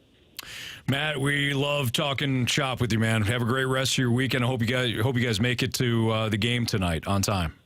Yeah, I appreciate it. Thanks for having me on. It's always good talking to you guys. Love talking with you guys. You got it. Thanks, buddy. See you, Matt. See you, Danny. All right. See you guys. There you go. That's Matt Holliday here in the Fast Lane on 101 ESPN. I wonder if Matt Holliday would go into the and if he'd be open to the idea. At the All-Star game, they were talking about, like, Albert, Jim Thome, Griffey doing a home run derby. I don't know if that would interest him or if that would interest the fans. I would think so. I feel like Matt stays active in that way. I feel like Matt. Oh, I think he'd still rake. Oh no, that undoubtedly. I just mean, if he doesn't have something going on with one of his kids, I think he likes doing that stuff. Does that interest you at all?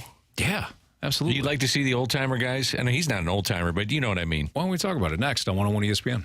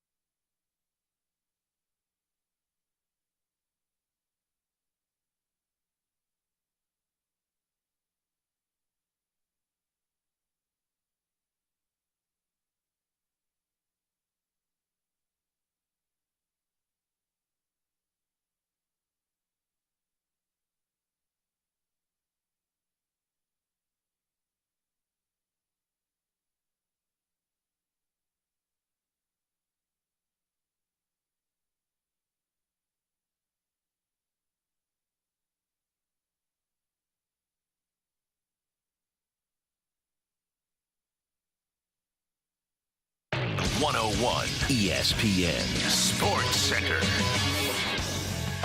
I'm Andrew Marsh. It's time for a Sports Center update brought to you by Saliga Heating and Cooling. The Cards looking to get their second win of the series against the Cubs. They're currently trailing 4-3 in the top of the 8th inning. Yesterday they won 7-2, and Steven Matz picked up his first win of the year. We talked about Steven Matz with Brad Thompson earlier today. If you missed any of that, make sure you go to 101ESPN.com or use the 101 mobile app. You'll find our full show and our interviews, including our interview we just had with Matt Holliday. It's all brought to you by Dobbs Tire and Auto Centers. This Sports Center update is brought to you by Saliga Heating and Cooling, an independent American Standard heating and air conditioning dealer.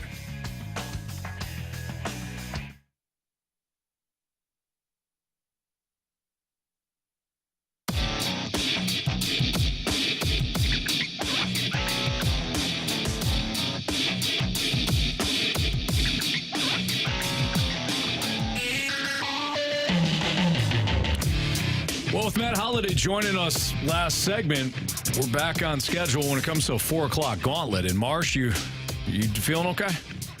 Yeah, I feel good. You're up for a save, man. Yeah, I mean, it's nothing I haven't done before. That's true. I like the confidence. I like the quiet You got to be confidence. confident, you know? Good stuff. I'm just waiting in the wings. Wait until 4 o'clock. Wait in the weeds. What's your favorite subject? You don't wanna be- what do you you don't like wanna to be get waiting on a into? wing. Hockey? You're a hockey guy. Probably hockey. Yeah, hockey and baseball are probably my two favorites. Marsh has been crushing it overall, though. He's a Gauntlet.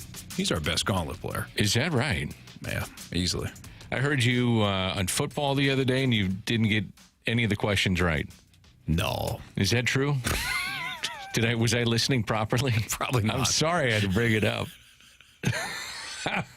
I didn't go gopher on football. I thought you did, but I still have. You were here last week when I lost in football, though. I did hear that one. I haven't slept since. I have the utmost confidence in you when football is going. Dan, thank you. No problem, buddy. Dan, you had brought up something interesting in relation to Matt Holliday and like almost like an old timers home run derby. I was thinking about this though. The Yankees, correct me if I'm wrong, the Yankees do an old timers game every year. I think they still do. And They used to do it every year. And it's before like a regular season game, and people can go out. The Cardinals actually had one way back when. Okay, what for this fan base and this organization, why wouldn't you do an old timers game and sorry for that term, but why wouldn't you do a old timers game every year? Yeah, maybe put it around the Hall of Fame ceremonies. Yeah. So a lot of these guys are in. I'll tell you what, I'd love to place would see. be packed, I'd man. love to see Ozzie take ground balls. I know that. No kidding. He can. Well, I've done some clinics with him, and I've seen him firsthand. I'd feel fine putting him out at Wrigley Field today to get ground balls. I'm dead serious. I mean, if it's hit at him, it's going to get gobbled up. Yeah. Now, I don't know if the range is what it used to be. He's probably 60-something years old. Sure. But I'd go pay to watch that. I don't know if I like the home run derby part. I guess it would be fun. I mean, it'd be kind of fun to see Albert and Holliday and a few of these guys come back and do something like that. But I would enjoy the old timers game itself.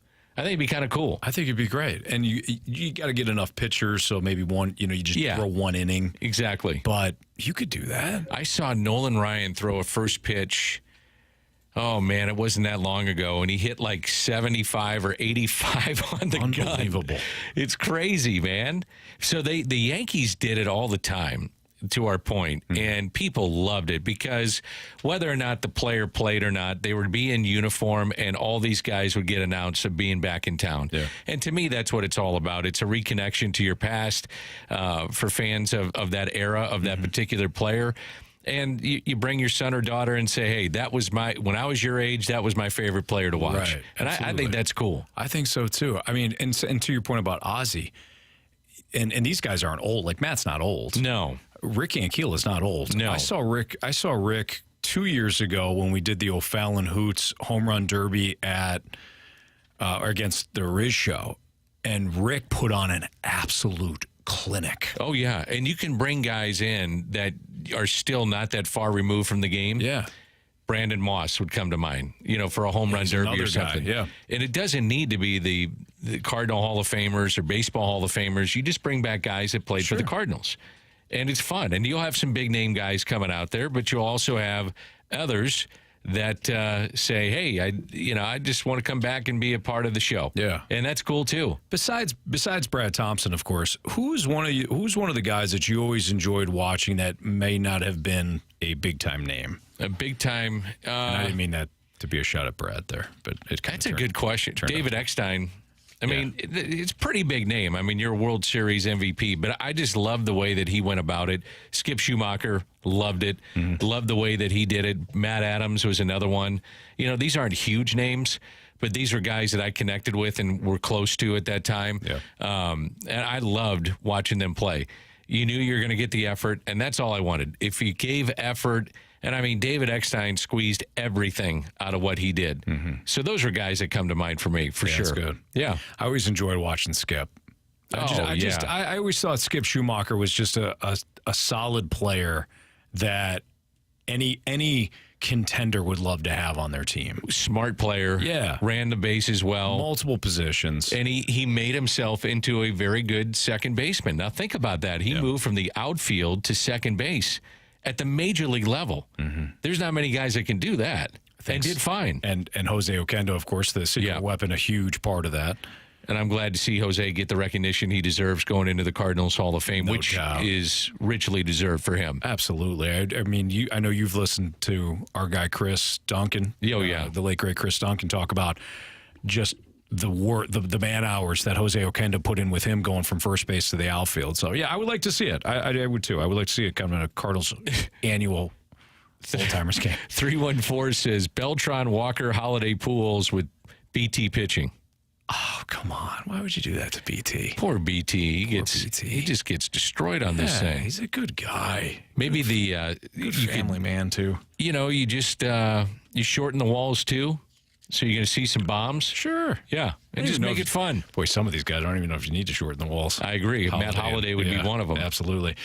Could a lack of pressure to come back in 2024 help Aaron Rodgers and the Jets this season? Marsh kind of had this idea. Let's talk about it next on 101 ESPN.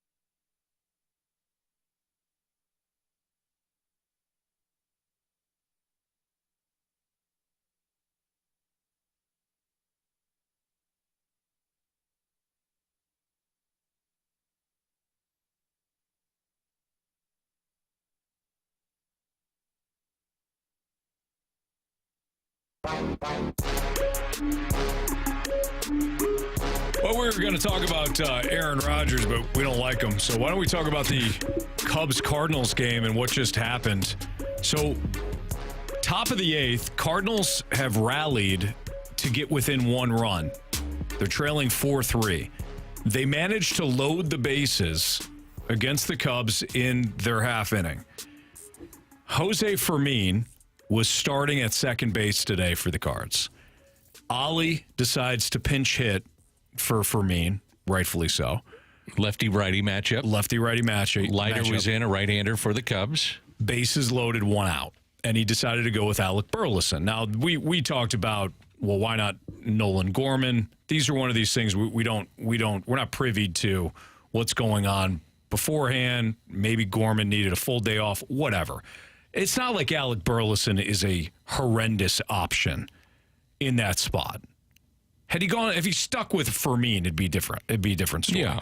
But we don't know why Gorman was not Marshy in the starting lineup. No, correct? It wasn't. It was against Steele, so that makes sense. It wouldn't. Yeah. So lefty. Exactly. So he didn't start. But Dan, we were watching this on Apple TV with a full count. Leiter threw one about 3 inches off the plate. Not a full count. Oh, it was 3-1. 3. Oh, maybe it was. It was a 3-1 pitch. It was about a couple inches off the plate. Clear ball. Same pitch thrown next. It was off the plate. It was egregious. Same pitch the next to Marsh's point. So Leiter comes back with the same exact pitch on a full count. Same location. If you're Burleson's got to expand. Yeah, I mean, you feel like, okay, I'm going to get punched out here. I can't leave the bases loaded without swinging the bat. Expands his zone and hits it sharply to short, but that was it. I mean, I don't blame Burleson because if it's 2 inches, 3 inches off the plate, you're like, what in the hell is going on here? And it gets called a strike. Now I feel like I'm back on my heels, and I've got to put the ball in play down by a run and get at least just 1 run in. I cannot take a called third strike, and I've got to – if I'm going down swinging. Yep. That's how you have to approach it. 100%. So Burleson was also tossed because as he got to first base after grounding into the inning-ending double play, as he gets to first, he starts shouting at Ron Culpa, the home plate umpire, and Culpa throws him out immediately.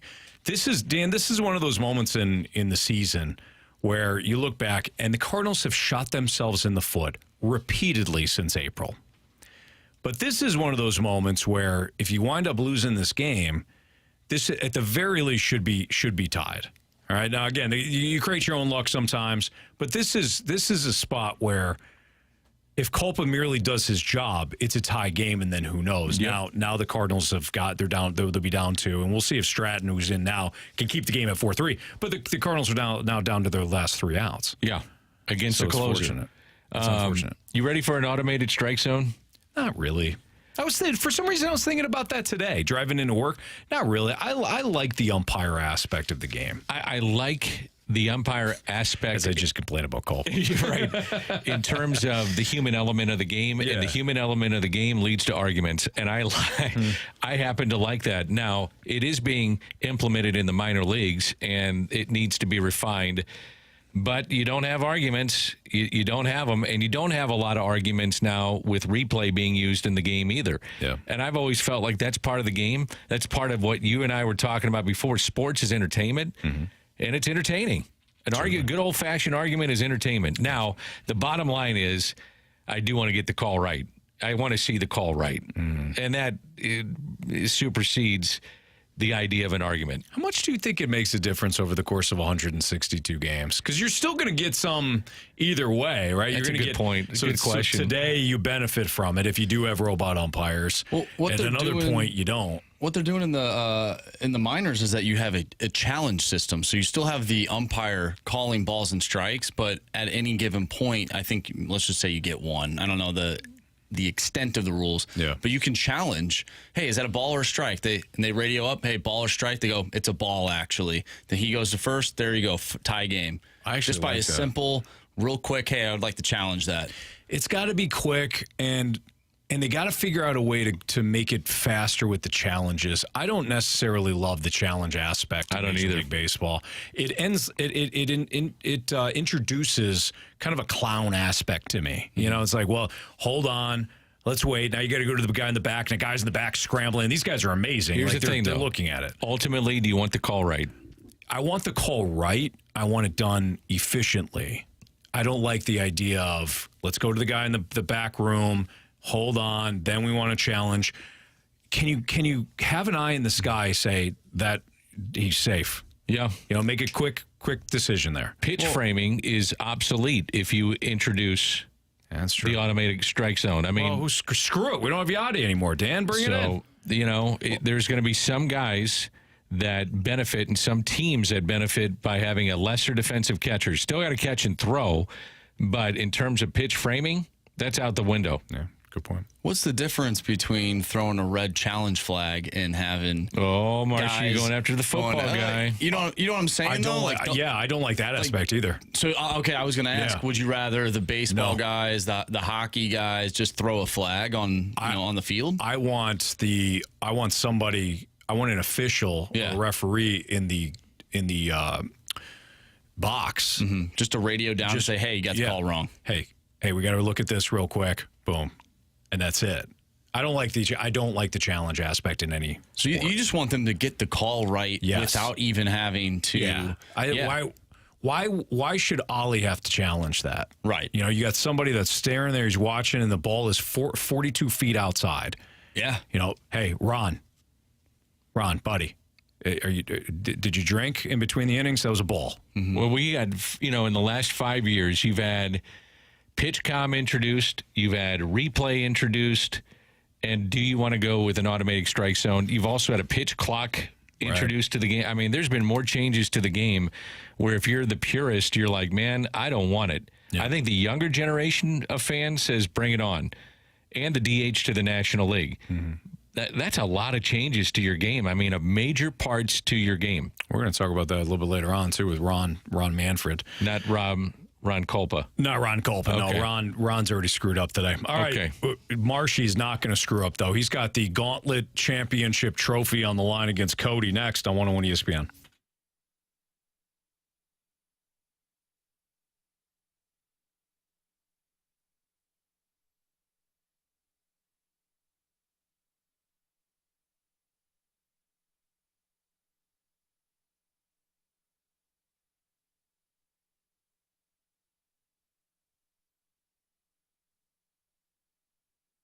I can't recommend Stewie from Stewart's American Mortgage Corporation any more than Jamie and I already have. I mean, Stewie, when it comes to purchasing a house, when it comes to refinancing, when it comes to just asking basic questions about your financial future and how the market is going to impact your rate and everything like that, Stewie's your guy. I was talking to a neighbor recently, and we're talking about whether or not to buy, to sell right now. And I said, that's why we got our guy Stewie. We can call him up, ask him simple questions, ask him about rates, ask him whether or not it's a good time to refi. And that is what Stewie's going to be there for you, too. And trust me on this. If you're purchasing a house, no better person to call right now than the Stewie. And if your realtor already has somebody, a lender that they recommend, okay, no problem. Why don't you're making a big investment. Why don't you at least reach out to Stewie and have him take a second look at it? He's got the bagel loan, which means no closing cost and no lender fees, so save you a lot of money up front. You can put that money toward, the down payment, make you more attractive to the seller, or maybe you take that money and you redo your kitchen. Either way, Stewie's going to help you save money over the course of your loan, and all you have to do is call or text him at 314-324-4440. That's his personal cell phone number, which you can also get by Googling the bagel loan. NMLS number 226715.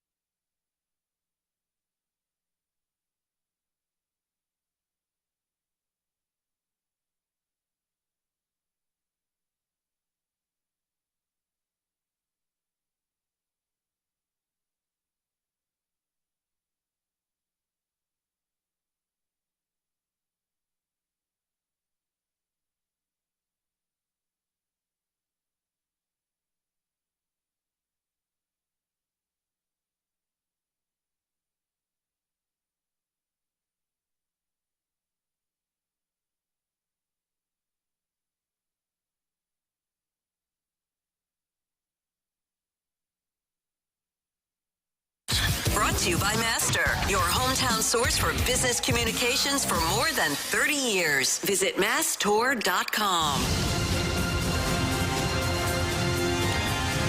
All right, time to see if Marsh can save our bacon here against Cody, who is up for a Gauntlet trophy after beating me 2 days ago and Jamie yesterday. He's back to take on Marsh to complete the Gauntlet. What's up, Cody?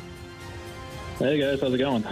Well, not too good, Cody. You keep kicking our rear ends, so not great. Oh, yeah, that sounds good to me. All right, there you go. Well, explain that. Yeah. That's right to the point. I like right. that, Cody. Dan McLaughlin filling in for Jamie Rivers. All right, Cody, you know who you're playing today. It's Marsh, so why don't you go ahead and tell him to spin the wheel, and then he'll exit, and he'll go into the cone of silence. All right, Marsh, go ahead, spin that wheel. All right, here we go, Cody. What are you hoping for? Well, not hockey. Yesterday was on the brink. Yeah. Okay, well, you're not getting hockey. How do you feel about random? Well, random. Well, so not hockey. It's not. I don't feel like it's often where somebody gets 3 different categories. Maybe I'm wrong in that. I can't remember, but I feel like normally there's a double up of something. All right, because you had baseball first, right? Or did you have football? Did you beat me in football? Baseball. Oh, baseball. That's what I thought. Okay. All right, Cody, here we go. Random trivia. Hey, you read number 2. I'm going to do number 1. Unbelievable. Okay, go ahead. Question 1. I think Grant's doing this on purpose at this point. Victor Wembanyama. Did I say that right? Yeah. All right. Wembanyama. Wembanyama. Recently put up 27 points against which team in the 2023 NBA Summer League? Oh, God, that was in the second game because the first one was a bit of a dud for him. I think he only got 9 points. But who was he playing? I'll take the options. The options are the Charlotte Hornets, Portland Trail Blazers, Detroit Pistons. Ooh.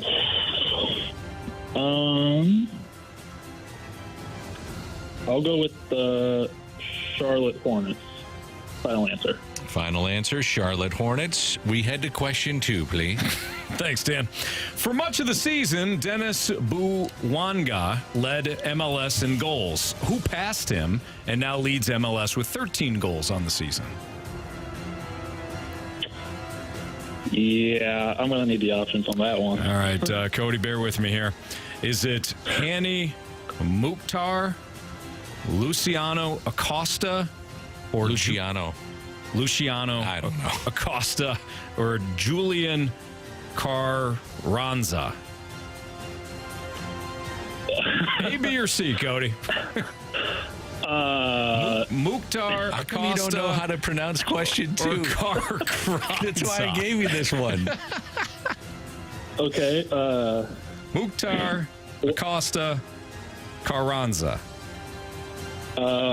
We'll go with, you said, what was it? Mukhtar? It's Mukhtar Acosta or Carranza. We'll go with Mukhtar. Mukhtar, all right. Yeah. Final answer. Okay. Which U.S. city is referred to as the Athens of America? Which U.S. city is referred to as the Athens of America? No.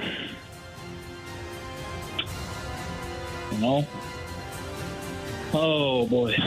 No, there's Athens, Georgia, but I don't think it would be that spot on.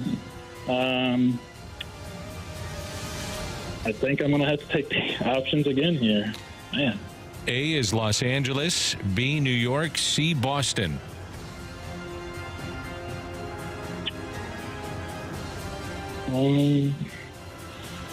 Not going to be New York, I don't think. I guess I'm going to go with Boston. Okay, final answer? Final answer. Okay. All Question 4, please. You got it. Cody, question 4. Which element of the periodic table has the symbol SN? SN.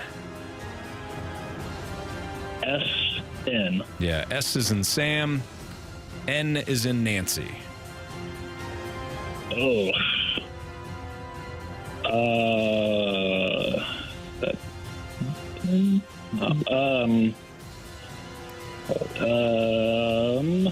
Yeah, it's been a while since I've done the periodic table.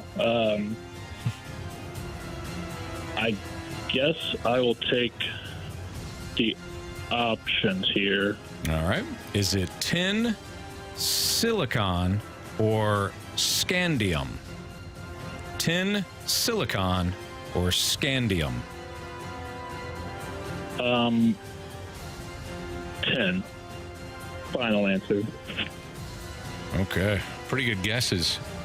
We'll welcome back Marsh from the cone of silence here. By the way, your Redbirds fall 4-3 today. They strand runners at first and second in the top of the ninth. Of course, they got completely screwed over by Ron Kulpa. And they had a gift. Yeah. It was a 2-out ground ball hit by Nolan Arenado right through the legs of the second baseman. Then Contreras was hit by a pitch, and Tyler O'Neill flied out to center, and that ended the game. Yeah, 4-3 losers today for the Cardinals. That ends that 6-game winning streak. The Cubs were trying to hand it to him there in the 8th and the 9th. They certainly did. All right, Marshy. Yeah. Are you ready? I'm as ready as I'll ever be. All right, you better pack that lunch. All right. Dan has got question 1. You'll find out why when I get to question 2. Okay. Victor, I'm sorry I did that to you.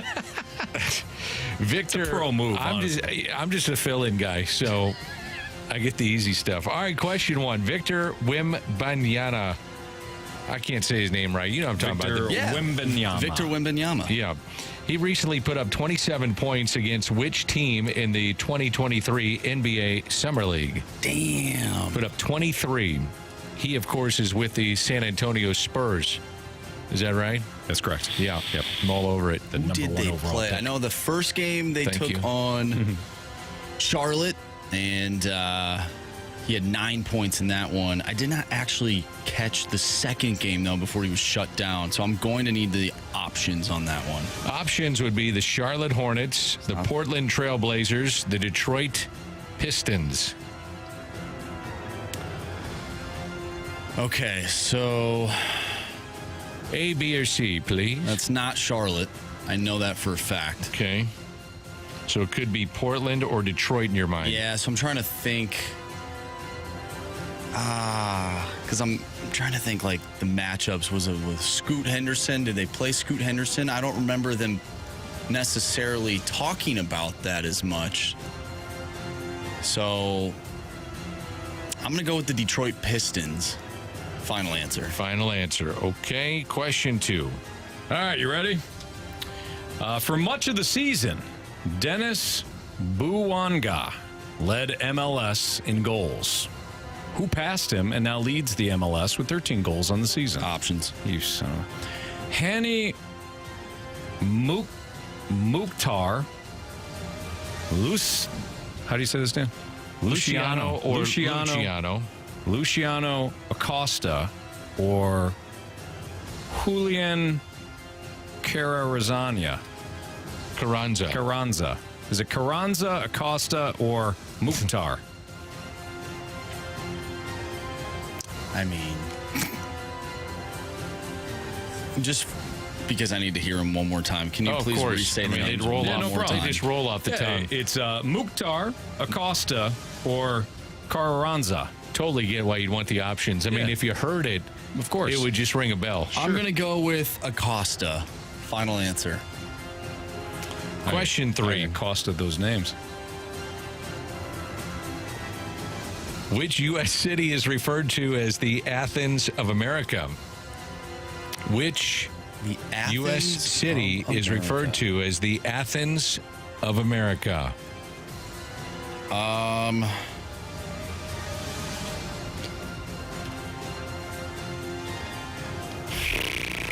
Atlanta comes to mind. Mm-hmm. And it is a U.S. city. Let's go with the options. The options would be A, Los Angeles, B, New York. C, Boston. The Athens of America. That's correct. I'm going to go with... I'm trying to think of, like, Athens. Sure. The structures of buildings, and I think of the Los Angeles Coliseum, but that's more Rome, right? Oh, yeah. So I'm going to go with New York because it's a big city. Yeah. I feel like Athens, Greece was big city at its time. New York City, final answer. All right, question 4, Marsh. Which element on the periodic table has the symbol SN? S as in Steve, N as in Nancy. SN. Wow. Wish I would have paid attention more in chemistry back in the day. It would be chemistry, wouldn't it? I have no idea. Yeah, me neither. It's chemistry. Yeah, okay, cool. I'll take Marsh's word for it. Damn. I have an idea, but I'm probably going to need the options again.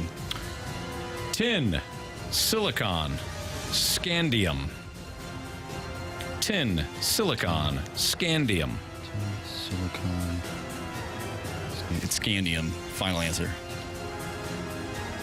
All right, let's go over these. Dan, you ready? Yes, sir. All right, we'll just go right in order. Victor Wembanyama recently put up 27 points against which team in the 2023 NBA Summer League? Cody, with the options, you said the Charlotte Hornets. Marsh, with the options, you said the Detroit Pistons. Correct answer is... the Portland Trail Blazers. We have a 0-0 tie between Cody and our guy Marshy. For much of the season, Dennis Bouanga led MLS in goals. Who passed him and now leads MLS with 13 goals on the season? Cody, with the options. I don't know why you guys need the options on this one, but you took them anyways. Cody, you said Hani Mukhtar. Marsh, you went with Luciano Acosta. Correct answer is... Hani Mukhtar. Cody's got Hani Mukhtar. Cody's got a 1-0 lead over Marsh. Which U.S. city is referred to as the Athens of America? Cody, with the options, you went with Boston. Marsh, with the options, you went with New York. Correct answer is... Boston. Cody's got a 2-0 lead. There it is. Which element on the periodic table has the symbol SN? Cody, you went tin. Marsh, you went scandium. Correct answer is... Tin. Cody. You have chosen wisely. Cody, we could not figure you out the last 3 days. You put together 3 incredible game plans against each and every one of us. You went with offense the first game. You went with defense the last 2. You shut out Marsh. You got a clean sheet for this one, and you're going to claim a Gauntlet trophy. Nice job, man. Hey, a little bit of luck goes a long way. Hey, that's all right. Congratulations, Cody. So we'll hang on the line. We'll get your information, and when you come on in to collect your trophy, we'll snap some pics with you. All right. Congratulations. Have a great weekend. Good job, Cody. All right, sounds good. Thanks, guys. Nice job there, Cody. Do you think that there's some players, and I'm not saying that Cody did this, but there's some that maybe take the time and hit the old Google machine? That was offered to me on the text line. Again, this is not, and I want to emphasize, not from me, but there are some conspiracy theories out there. Just saying. Yeah, I think some do. I will not say that Cody did at all. We have no idea. It does seem that sometimes when they buy themselves a little bit of time, then all of a sudden come up with the answer. Yeah. Okay. But again, I don't know. I don't think. I like to think that Cody won fair and square, and he's a champion. He's a Gauntlet champion. I don't often get upset when I lose the Gauntlet. Like, it happens. Yeah. For some reason, I'm just irritated right now. Why? Because I literally, before the Gauntlet started, I said, I think I have a good shot unless I get random. And of course it was random. You talked yourself. You and I talked got yourself. zeros. Why am I mad at myself? You talked yourself right into that goose egg. You really did. 100%. Yeah. We just got done talking about too. So excited to do it today. I haven't done it in so long. That's right. Yeah. You got off the bench. Got in the game. And we just talked about it a couple of days ago when I lost 7-5. I'm like, hey, Cody put up 7, like 5. I'm good with. Yeah. Just don't give me, the goose egg. I get it. Marsh. It's something you're probably not going to sleep well with over the weekend. No, I feel for you, Marsh. Yeah. When I lost football last week and I did not have a good showing. Hit you hard. Tonight will be the first night I think I sleep. Is that right? In a week. Yeah. Is that right? Yes. That is right. Is it because I had a worse showing than you? It got you that emotional? No, it just took a week. Took a week to get over. Let's see. The 314 said he cheated, but was super smooth with it. Again, I don't think he cheated. There's conspiracy theories out there. I just don't believe the listeners would do that. I really don't. I don't either. I mean, I don't like to think that way. You look at what you get if you get the championship. You get the picture. You get the trophy. Yeah, and there's a lot on the line. I mean, and a lot of pride. But I don't think that someone would do that. I just don't. I mean, you got to be quick with the fingers. You got to be quick with the fingers. You do. Yeah. If you're gonna be cheating. Yeah. Some say if you're not cheating, you're not trying. Well, don't cheat. No, we don't want that. This is a lot of people say this is the biggest trophy in the world. Mm-hmm. Not by size, because it's actually pretty small. Mm-hmm. But I mean, when it comes to pride, for sure. When it comes to what it means to people, quick with the fingers. Yeah, quick with the fingers. Marsh said. Mm-hmm. Yeah. Mm-hmm. Well, let's hope Cody wasn't quick with the fingers. I don't think he was. I think he was just smart. All right. We're going to break down the Cardinals' loss to the Cubs next on 101 ESPN.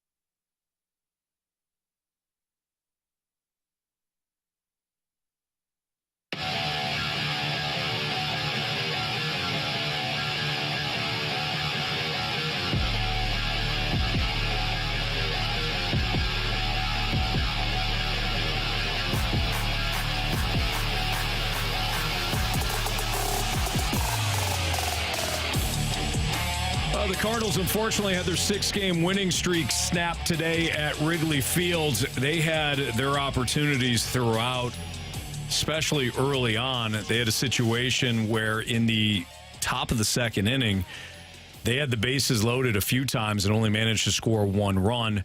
And then in the bottom of the third, that's where all of the Cubs runs came from. How do you say this guy's name, Dan? Baseman. Mastrobuoni. Mastrobuoni had a home run. Mm-hmm. Taubman had a double, and then Bellinger, who has been on fire this season for the Cubs, he hit a 2-run shot to make it 4-1. Cardinals did scratch across a couple of runs in the in the top of the 7th, Arenado singled, Fermin scored, Goldschmidt scored, and that made it 4-3. The controversy in this one came in the top of the 8th. Cardinals managed to load the bases with only 1 out. Fermin was pinch hit for. Alec Burleson was in. Alec Burleson on a 3-1 count took what should have been a ball well outside.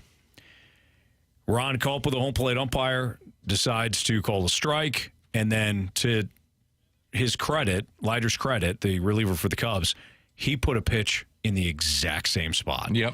And Burleson this time expanded the zone, swung, wound up drilling one right to the shortstop for a tailor-made double play. Here's the thing, though, Anthony. I mean, you can blame the call, and I understand that there's frustration in the game with that, but bases loaded, 1 out, you're down by a run. You got to score a run, period. You got to score a run. And unfortunately for the Cardinals this year, that has been one of the big storylines of their season, is just not coming through at times with the bases loaded. Mm-hmm. Remember how many times they had the bases loaded earlier this season and did not score? This is another one, and they had opportunities earlier in the game to do that as well. So now they're 10.5 games out. The Brewers will host the Braves tonight, Peralta against Soroka, and, could be 11 when you wake up tomorrow. Yeah, and hopefully the Braves do some damage against Milwaukee, and the Cardinals can take both games over the weekend against the Cubs. But I mean, to your point, Dan, you're still well out of it in the NL Central. You have to start making some serious ground up. And I had mentioned this earlier in the show. Milwaukee's playing good ball right now, and Atlanta's coming off a homestand in which they didn't play well. They were fortunate to come back against Arizona yesterday and win 1 game in that series against the Diamondbacks team that was also struggling. But the Brewers right now, I mentioned the bullpen statistic, they have pitched 20 2/3 scoreless innings. Wow. Over their last 7 games. Yelich is on fire. Yeah, he's well above league average of where he was a year ago. I think he's like 32% above league average when you look at what he's been able to do. And you know what? This is a good team. Milwaukee is a very good team. They were able to shore up some of their deficiencies from a year ago. They pitch. You mentioned the fact that Burns has been great. Mm-hmm. Back into the bullpen is good. So, hey, it's going to be awfully tough to catch that team. Dan, this is the difference. Right there, what you just said, that's the difference. The Brewers have pitching. Yep. Think about this statistic. 4 runs. 4 runs. It's a decent night, but that's certainly you're not turning your head at 4 runs. Now 4 runs did it for the Cubs today, but you don't think of an offense scoring 4 runs as something as being a juggernaut. Well, when they've won games in July, and they have the highest on base percentage in July, the Cardinals do, and they've scored the most runs of anybody in July. Right. So they're having outslug teams. They are. The Brewers opposite. The Brewers are 45-9 when they score 4 more runs. Now, 4 more runs. That's the starters' ERA, by the way, Anthony, in July is 3.23. You for take the that. Yeah. And you look at Montgomery, Michaelis, Flaherty, Matz, ERA just above 2. And that's why they won. That's why they were winning games. Offense, scoring nearly 7 runs a game. You look at those 4 guys coming together, and they pitch. And that's what they thought they were going to be early in the season. When they broke camp, you thought, this is a pretty good team. Yeah. And they just got off to a terrible start pitching-wise. And that's why I think moving forward, they say, we're going to keep the nucleus as much as we can together offensively, but we have to address the pitching moving forward. And it's on the table. You could see this thing revamped completely. I mean, you could see the whole pitching staff blown up. with the exception of probably Matz, won't be dealt. And Michaelis is another guy that you got, but Waino retires. Montgomery free agent. Flaherty free agent. And pitching, by the way, across the board is wanted right now, maybe more than ever. And so the Cardinals could do some damage with that, with the kind of guys that they have that teams will be intrigued with. Mm-hmm. We talk about getting back into this race, if you want to even call it that. You know, they're on a good win streak heading into today's game. But and this is just my opinion. At what point do you have to just stop with the whole, we got to give this guy a day. We got to give this guy a day. You need to win games right now. You're not going to win games against Justin Steele when you have Kisner and Jose Fermin in your lineup. You're not. Yeah, I don't know. I don't know what this is. This is part of managing. Contreras, though, was the DH, correct? Contreras was the DH. Yeah. He was the DH today, and he did well today. He went 2 for 4. And why not Ivan Herrera? That would be my question. Mm-hmm. Well, to your point, I guess, about Kisner. And, you have to put Nolan Gorman against the lefty. Put him down in the lineup like you have before. It's not the first time that you've had him. And by the way, Nolan Gorman was not in the starting lineup today, and they elected to go with Alec Burleson in that spot, which I found interesting because Burleson is not a strikeout guy. Nolan Gorman is. So instead of that double play, you get a guy, let's just say you get Gorman up there. He strikes out. I'd rather have a strikeout than a double play in that position. Then you have Alec Burleson up with 2 outs with that righty on lefty matchup. Well, strikeouts have been way down, and if you look at pressure situations, close and late, one of the best for the Cardinals, if not the best, I think, is Nolan Gorman.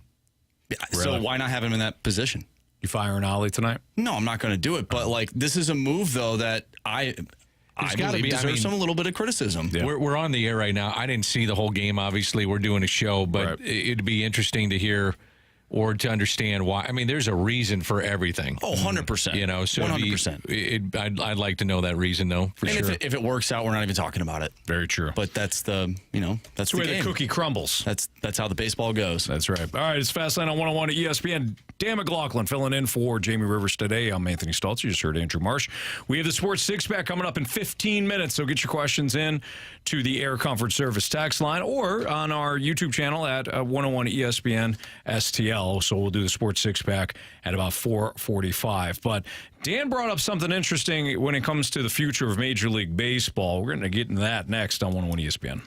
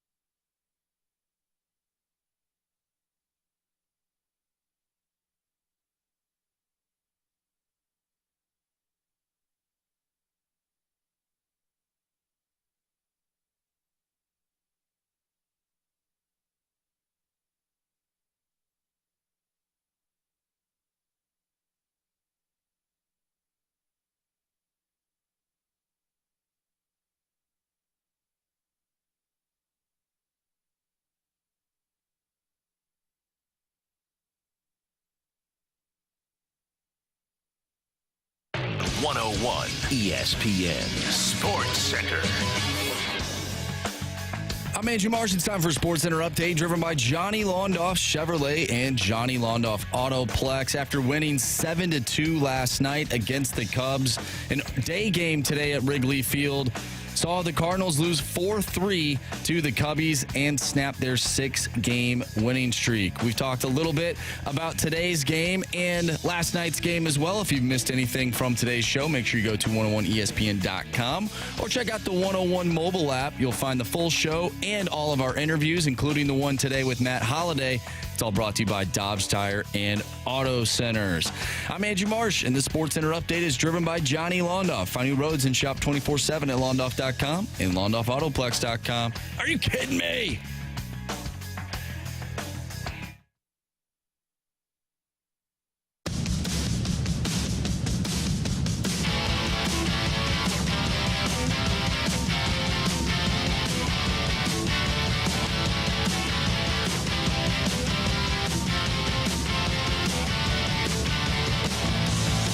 Dan McLaughlin filling in for Jamie Rivers and Anthony Stalter. And Dan, you had mentioned the changes, all of the changes that Major League Baseball has made over the last couple of years, including the universal DH, the pitch clock, the shifts, the banning of the shifts. What else am I missing? Let's see. Pitch clock, banning of the shifts. You've got the potential of the automated strike zone, DH coming into the National League.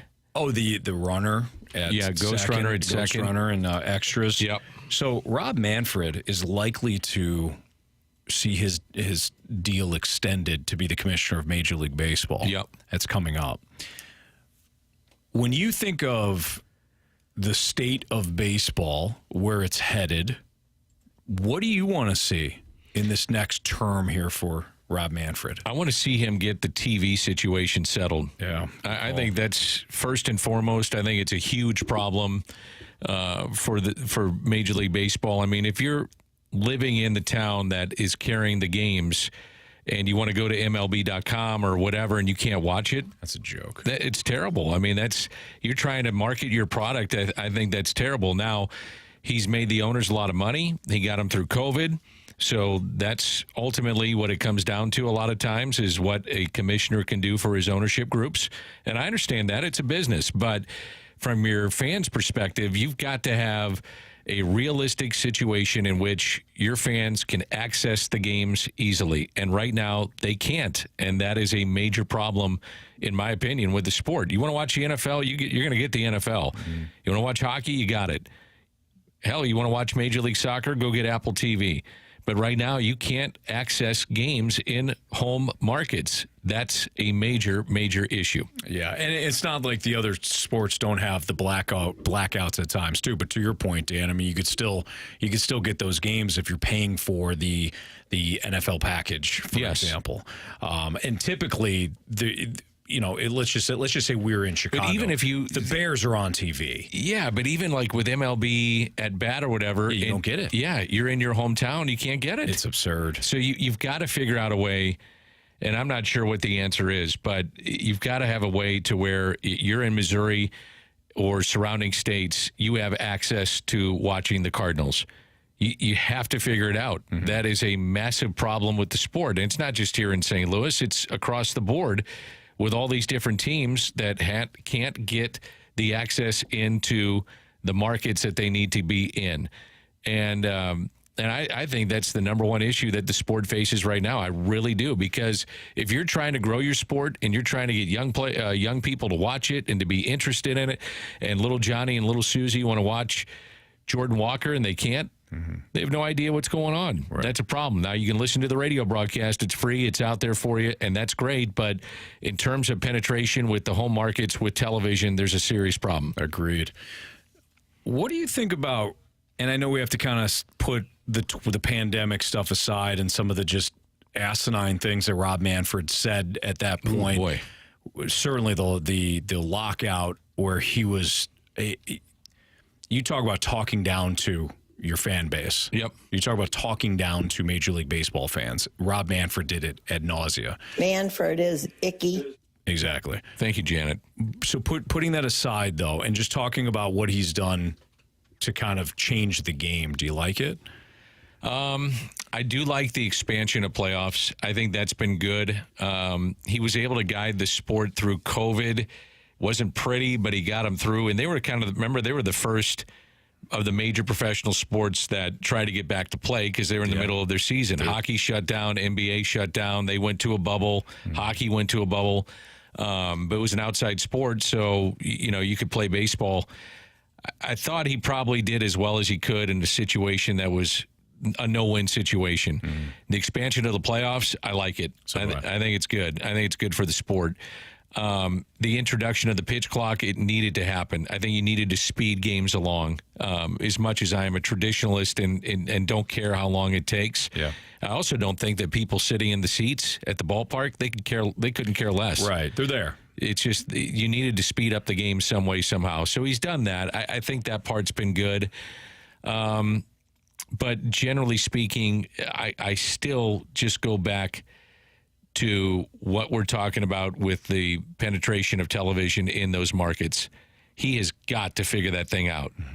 If he doesn't, that's a massive problem for the sport. Right. If you can't access it, how are you going to get fans? Yeah, you can't grow. What's the residual effect 10 years down the road, or 15 or 20 when these, the kids become your season ticket holders? That's a great point. Or they're your suite holders, or they have the money that is going to be a sponsorship of your club. I mean, if they're not interested in it, they're not going to do it. And so you have to get the younger fans somehow at least the access to watch the sport. Yeah, you might not care now, but you will in 10 years. I think that's a great point, Dan. We've got our Sports Six-Pack next. So if you got a question for us, 314-399-9646 is the Air Comfort Service text line. Send it in. Sports Six-Pack next.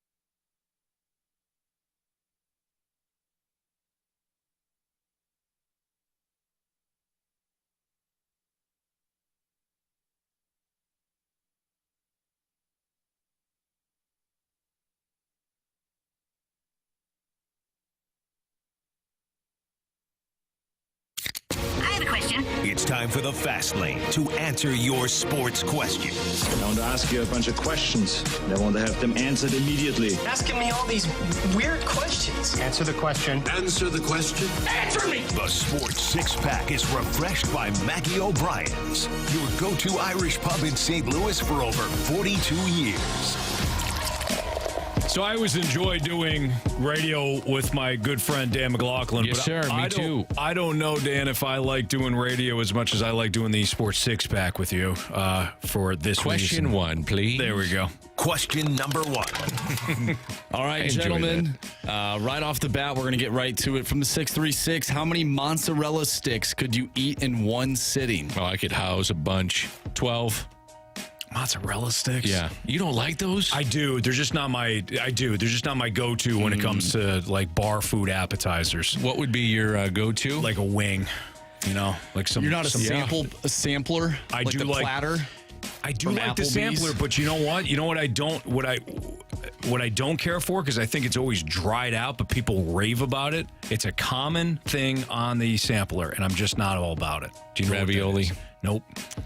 Think about like a bar. The chicken tenders. Nope. So dry. I think it's dry. Potato wedges. Potato wedges. People love people. Oh, you got to have the potato. I don't like them. Is that right? Yeah, but mozzarella sauce good. Chicken fingers good.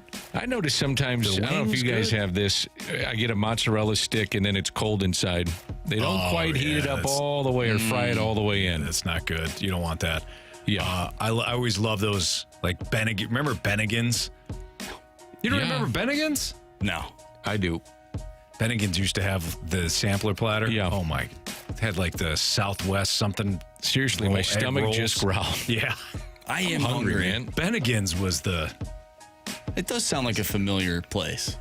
Bennigan's was outstanding. Somebody just said a fried pickle. I've never had a pickle, period. I do like fried pickles. Fried pickles are so good. I've never had a pickle.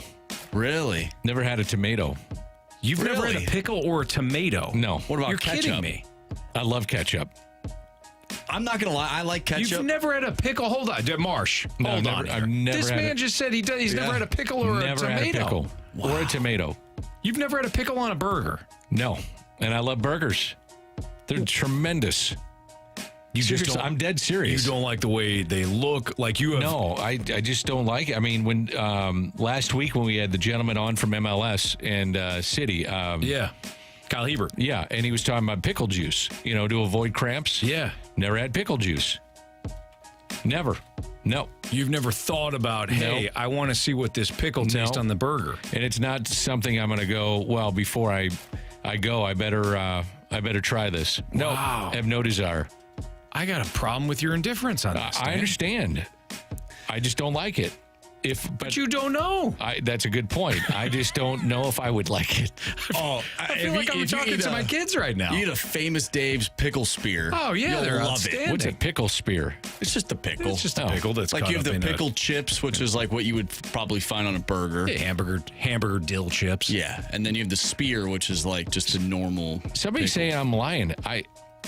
I'm not. Never had a pickle. I believe you. I am shocked. And now I'm in a pickle. Yeah, you are. There you big go. time. You guys are frustrated with this. I'm very not frustrated. frustrated. I'm going to just tell him. Get over it. You go Bob Costas on me? Get over it. Over it. Now, Marsh, what were you saying? About the ketchup? Yeah. I love ketchup, and I've had tomatoes before, but I don't like tomatoes. I bet I would like a tomato on a burger. No, I would rather put the pickle on the burger than the I don't like veggies on my burgers. What about just cheese and bacon? That's how I usually get it. That's exactly pretty solid. Yeah. how I like it. This guy just nailed it on the head. The 636 said, Dan with those 3-year-old eating habits, 100%. 100%. He's not running from it. He just, I'm not. I own it. Yeah. Wow. Never had one. Okay. All right. Somebody said, Dan, have you had a cucumber? Similar to pickle, not sour. No, I have not. Well, yeah. Isn't a pickle a cucumber? It's just salt the hell out of it? Probably.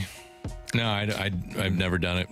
Okay. So probably won't either. The 636 with the beer cheese dip with pretzel bread, that is always fantastic. Boy, that's pretty good. That's pretty serious. Yeah. Pretty good. Yep. All right. Question 2, please. Question number 2. All right, now we got to go back to an actual sports question. Dan needs to eat a pickle on the air. I'm not going to do that. A pickle is a pickled cucumber. There we go. That makes sense. Mm-hmm. Yeah, that's what I thought. Mm-hmm. All right, guys, from Let's the move on, 314. please. Why is a name like Gorman being thrown around in trade talks more than guys like Donovan or Burleson? Seems to me Gorman should be as close to untouchable unless you're receiving a super high-end pitching prospect. I'm not trading Nolan Gorman. No. I'm not trading him. I'm not trading him. I'm not trading him. To the question, though, the reason why he would be brought up more is because he would fetch more. That's why. He's what, 23? Yes. Strikeouts are down. On-base percentage is up. Power is there. Yes, he's been streaky. I get it. But the game is built on streaky power. Yep. And he's got plenty of it. And he's young. And I would say he ain't going anywhere. Amen. I don't care what the pitching prospect is. I'm not taking him out of that lineup. You better be talking ace. Yeah. Future ace. And many years of control. Yes. But I'm not trading him. Is Dan one of those guys who goes to a Mexican restaurant and orders a cheeseburger? No. Did they even have cheeseburgers? Let's not. First of all, Dan opened himself up to I did. you. I knew Dan this was was gonna happen. vulnerable about Very his vulnerable. eating habits, and now you're throwing that stuff at him. No, And it's okay. Wait, you going to a Mexican restaurant, Dan? What's your go-to? You a taco guy? You're a burrito guy? You I'd say Flauta? soft tacos. Soft tacos. Which basically all I like is the meat, the cheese, and the sour cream. Okay. So I'm not expanding my horizons there either. Dan and I are very similar when it comes to not wanting like lettuce or like veggies on the meat, you know? Sometimes it I'll just have- kind of ruins it, at least for me. Sometimes I'll put lettuce on a burger. Okay. Very rarely though, Marshy. I'm not about it. Yeah, see, I like all the combinations. Like, you give me some street tacos, you can... Pretty good. I do like lettuce on tacos, though. Boy, I am hungry. I am too. Should we just stop talking and just go get some food? I want a burger, now I want tacos. I'm sure there's people that are listening that own a restaurant, and Anthony would welcome you to bring us some food. No doubt. Yeah. Is that payola? It is. Yeah, you're not supposed to be able to do that on the air, are But you? if we don't mention the restaurant... Oh, okay. Yeah, we can just thank you. Yeah. And know that, we appreciate you. Dan has the same diet as my 4-year-old, probably. Yeah, at least you're moving on up in the age range. Yeah, it was 3 to 3. 4. Relish on a hot dog, no chance. Oh, I like relish on a hot dog. Somebody did. The gentleman that just started all this, I apologize for turning the sports six back into a witch hunt of Dan's eating habits. That's awesome. He did, though. He absolutely did. I did just start eating a mushroom every once in a while. I don't like mushrooms. If you get them fried a little, not to fry, but they put it in like the oil or whatever, Yeah. that's pretty good. I mean, I can't. I don't like mushrooms. Did I just do payola? No, you didn't, because you didn't mention. Yeah, Got it. We Okay. haven't. First of all, we haven't received anything. Second Right. of all, you didn't. I mean, I didn't do say a free- Chick-fil-A. I didn't say Steak and Shake. I didn't Right. say Domino's. I didn't do any of that. You did none of that. None of it. And we haven't received any of that. Okay, so we're good. We're good. More of the six pack coming up next here on 101 ESPN. That was a great one.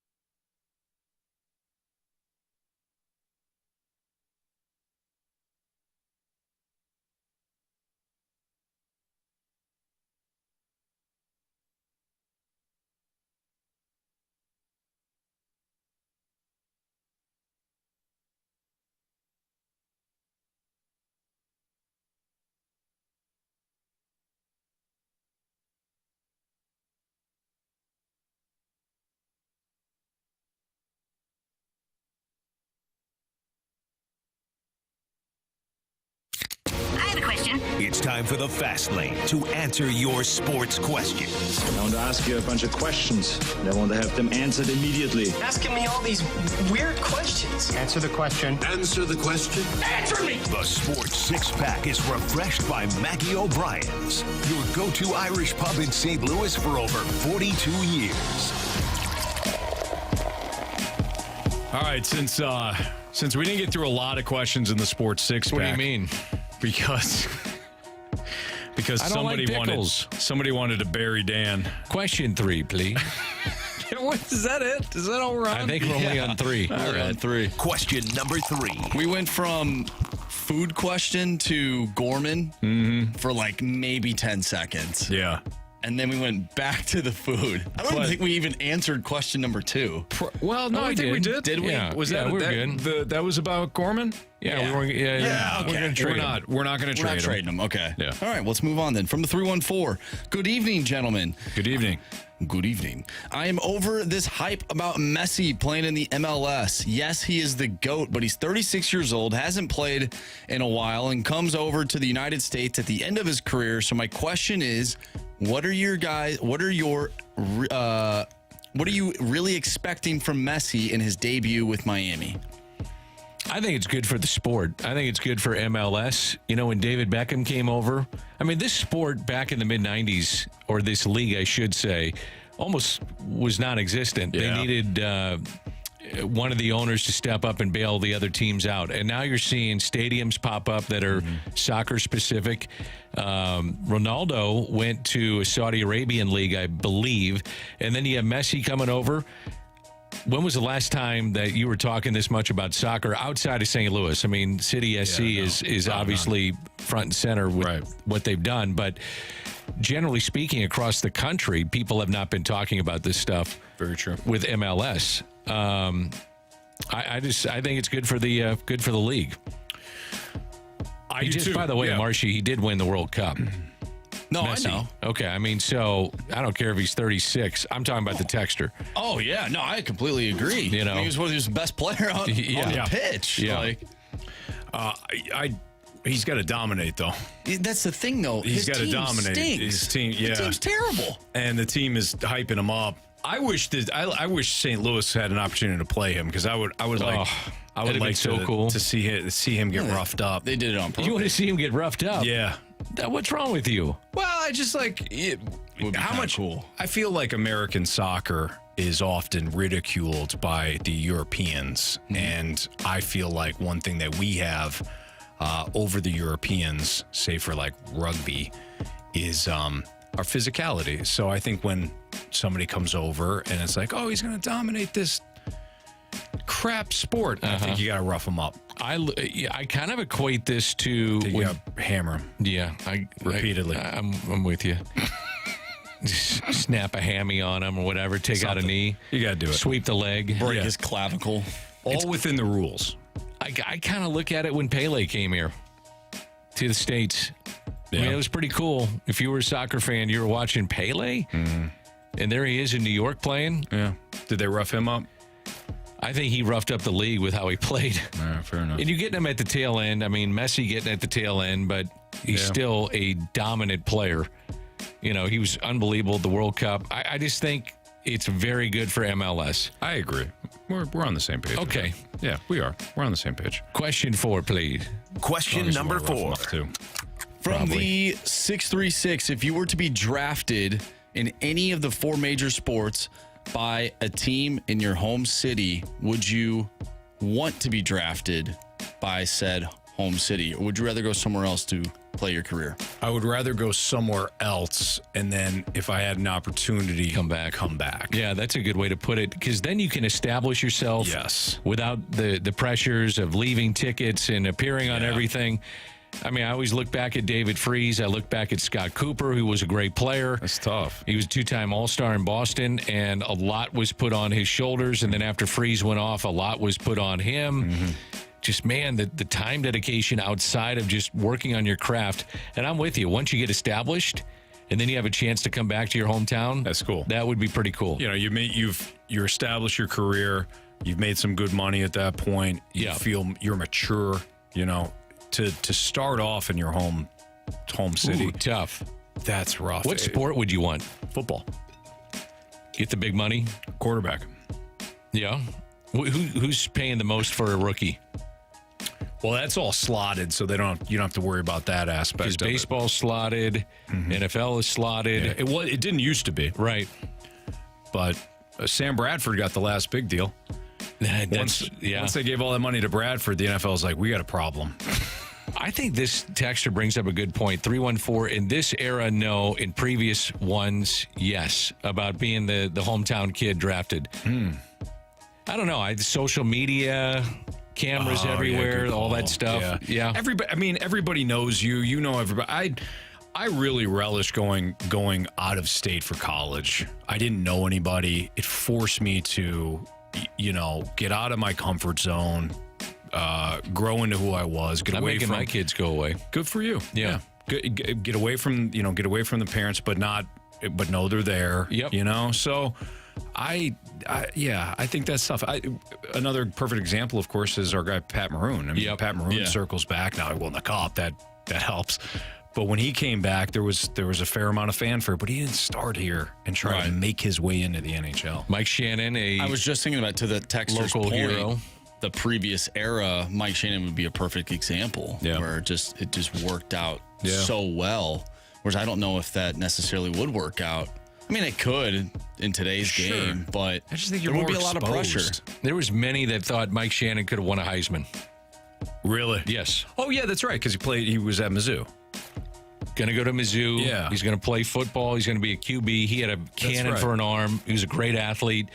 Went to baseball and then was part of those great teams in the 60s. How about that, man? Yeah. Can you imagine being that good at multiple sports where you can win a damn Heisman, but you didn't even play? I played a lot of golf with Mike. Yeah. I mean, a lot. And the one thing you could see with him, man, did he have some good hands. Yeah. Soft hands around the green. He could putt.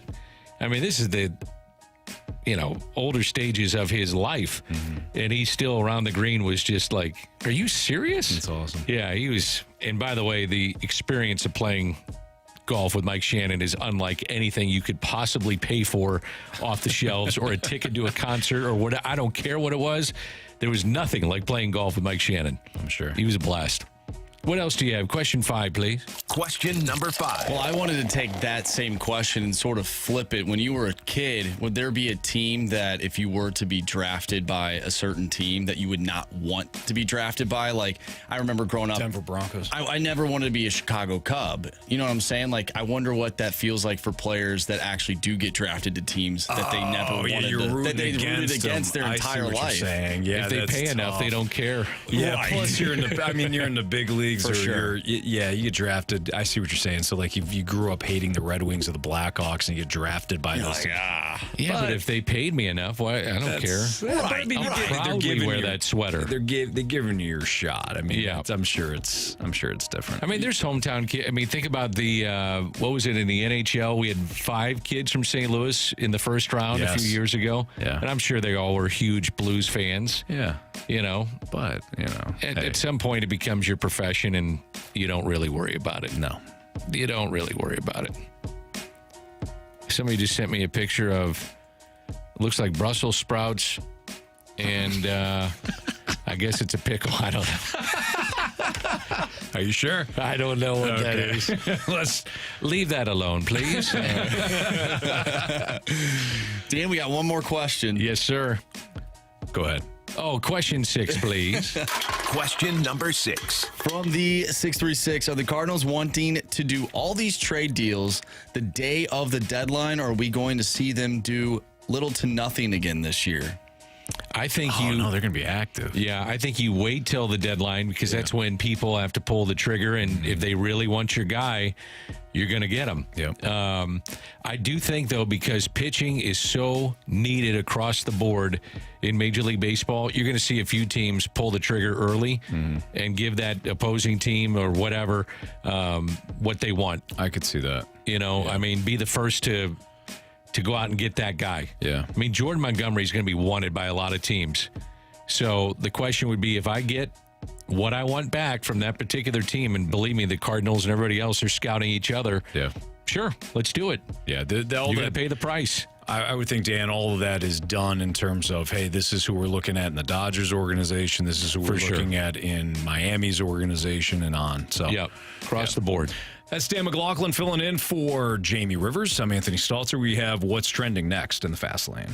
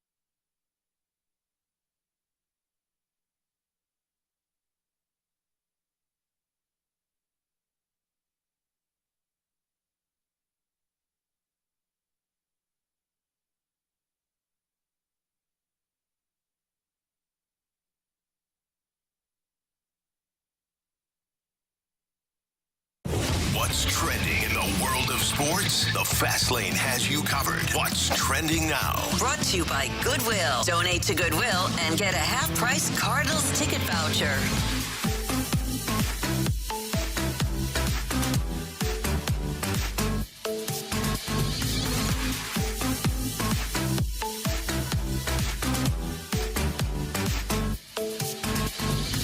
With Dan McLaughlin, I'm Anthony Stalter. We do need a fade or follow contestant, so if you want to text into the Air Comfort Service text line, 314-399-9646, just text in fade. We'll play fade or follow at the end of the show today since it's Friday.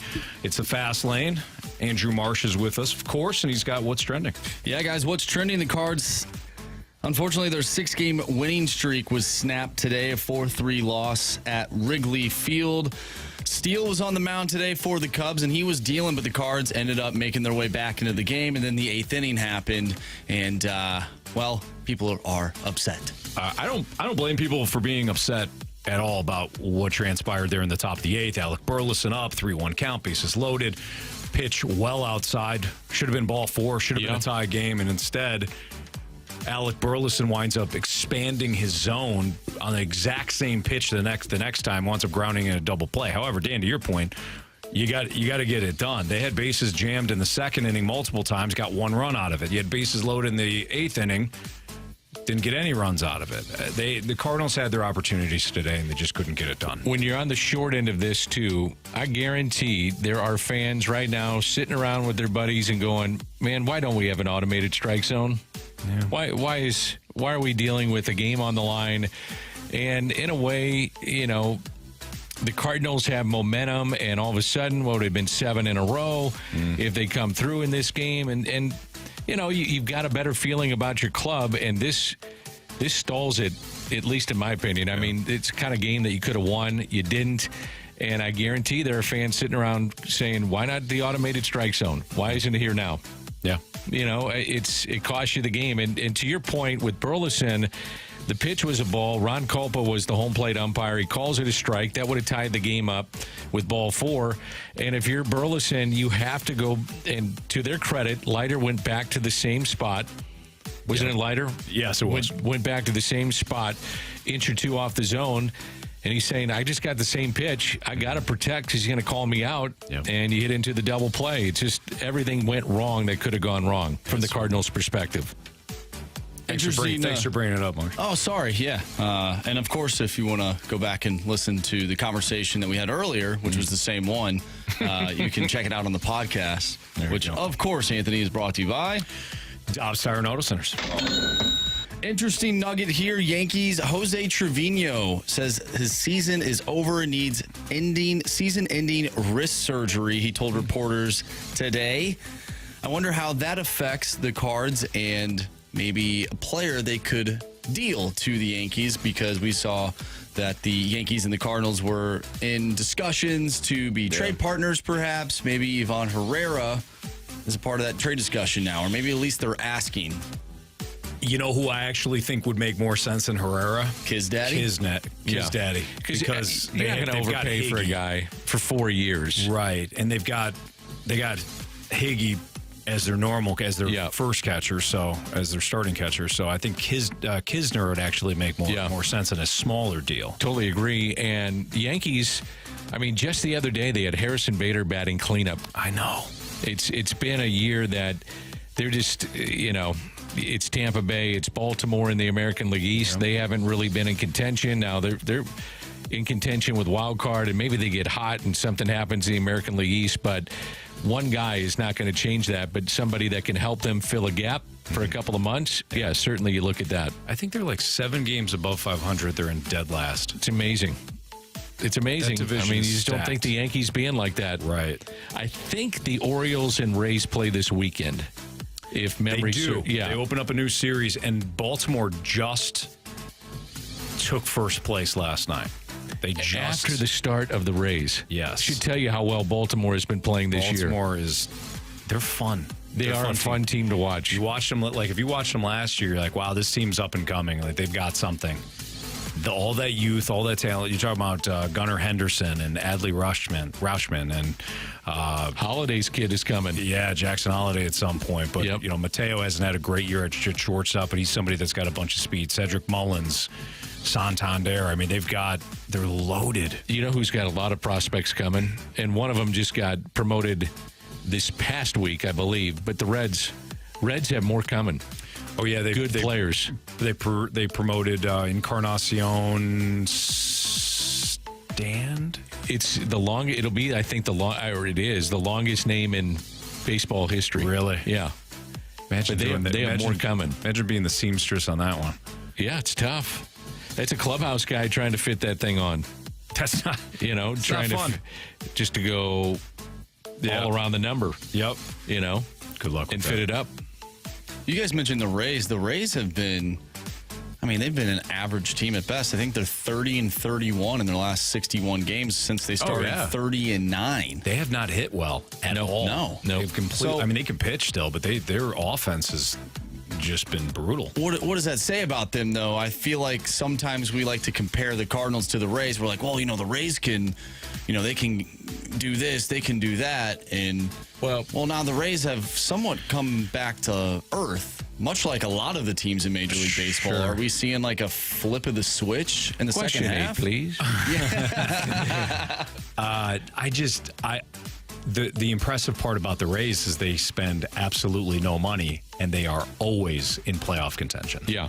That is the impressive thing. The model, if you can do it, is the Dodgers, where you have both the draft ability, but you also have the huevos rancheros to make an aggressive move. Yeah. Braves now fall in that same category. Gotta have the money, too. Gotta have the money, too. You gotta be in that market. How about the Braves, though? They could be good for a long time because they've wrapped up their young talent to these. It's aggressive. I mean, it's chancy on both sides. Yeah, that's why you do it. But, the young player gets financial security for the rest of his life and generational money. And the team takes on a chance that, we think this is the player he's going to be for a long time, and we're willing to invest. That's why you buy the Rizzo deal for the Cubs, because the Padres signed him early on. Yes. Madison Bumgarner made next to no money with the Giants, believe it or not. I mean, not with the contract. Yeah. He signed like a $35 or $40 million deal when he was 21 years old, and he won all the World Series, and then the Diamondbacks were the ones that paid him, and they got the worst version of him. Yeah. But that's why you do it. The Cardinals did it with Colton Wong, Paul DeYoung. Somebody else they did it with, too. Alan Craig. There's other guys that I always look at one guy every spring that the Cardinals are targeting to try to do that, to give that extension, to give that player the financial security. Matt Carpenter, another one, where they just try to lock a guy up, and then, it's advantageous for both. Can be, if it works out, obviously. But, I mean, the player gets generational money. Sign me up. Yep. It's kind of like you here at 101. They have offered you big money, but you're going to play the string out. Yeah, I just keep rejecting. I just do the 1-year deals. Yeah, I get it. I just want to make sure Marsh gets paid. Are you in arbitration right now? Or Yeah, I'm still an arbitration player. Okay, good. I hope not. I'm 10 years in. Yeah, that's a long career. Yeah. Speaking of signing Let's keep guys, it going, though. Yeah, please. No kidding. Carolina Panthers sign first overall pick Bryce Young to a $37.9 million deal. How do you think he does this year with the Panthers? Carolina's got a better roster than I think people realize, and that was after they traded Christian McCaffrey last year. They traded McCaffrey, and they traded the wide receiver that DJ Moore. No. Well, DJ Moore they traded to the Bears for part of that. They did. The Bourne pick, but the guy they I'm talking cut Robbie Anderson. Robbie Anderson. Or no, did they trade him? They cut him? I think they cut him. I think They you're did. right. He wanted with the Cardinals. Anyways, they made these moves, and then they started to play better. They can run the football. They've got a really good running game. Their defense, they've got some talent on the defensive line. Yeah. Bryce Young, I think, is going to have a really good year, but he might not put up big-time numbers. Does that make sense? Yeah. Like Justin Herbert. Justin Herbert could put up big-time numbers. They need him to. By the way, it's July 21st. So camp's got to be starting in what? Yeah, end of July. Well, sooner than that, isn't it? First of August. I bet it's even sooner than that. A lot of teams go to camp in late July. August is preseason. You're right. Yeah. It's almost here, my man. It's your time of year. I got to go. Yeah, you love it. I do. You love it. I do love it. I love football. They're showing some college football on right now. They got Bo Nix on. They got Bo Nix on. Pride of Ole Miss and Oregon. Shocking that ESPN will be showing football. Well, it actually is. Normally it's NBA.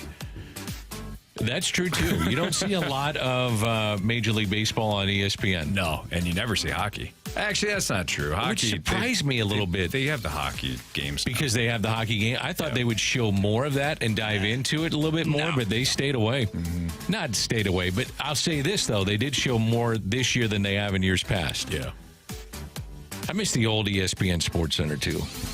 When you'd wake up and you'd have, like, literally the highlights of every single game. Now Just give you me the look at, highlights. Yeah. They have let's just say they are doing highlights. It's Counts a all right. show. Let's skip to the 9th inning. Let's Right. show the biggest play of the game. Yeah. Which maybe that's how people are consuming media these days. They just want to see what the actual like biggest part of the game is. Which People is like whatever, but debate, and that's taken away from the highlight aspect of it. Like the debate 100%. shows, that's what you're getting. Look, you guys know this. You guys have been in the industry long enough.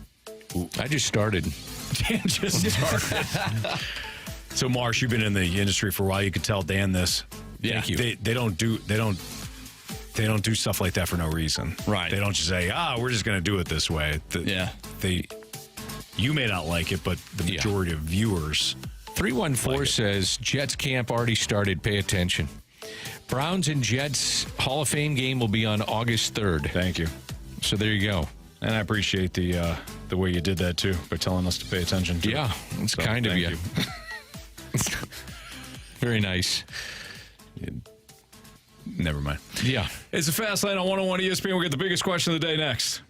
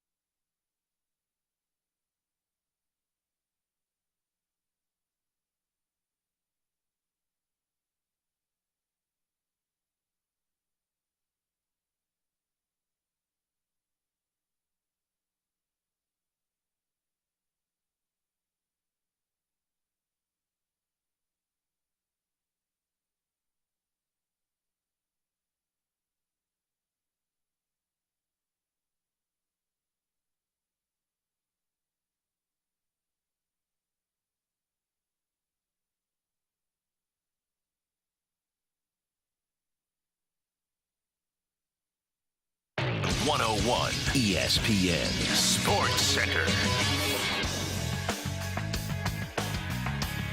I'm Andrew Marsh. It's time for a Sports Center update brought to you by Saliga Heating and Cooling. The Cards' 6-game win streak is snapped today as they lose 4-3 to the Chicago Cubs. Steven Matz, who picked up his first win yesterday after the Cards won 7-2.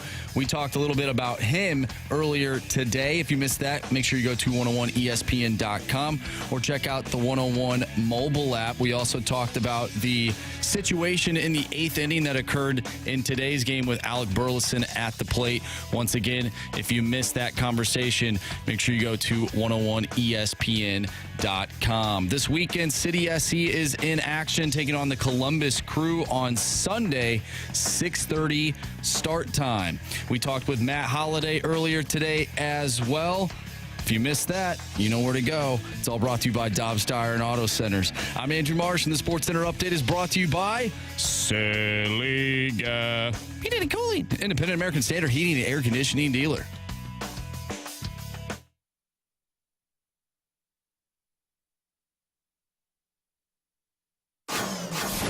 It's time for the Fast Lane's biggest question of the day.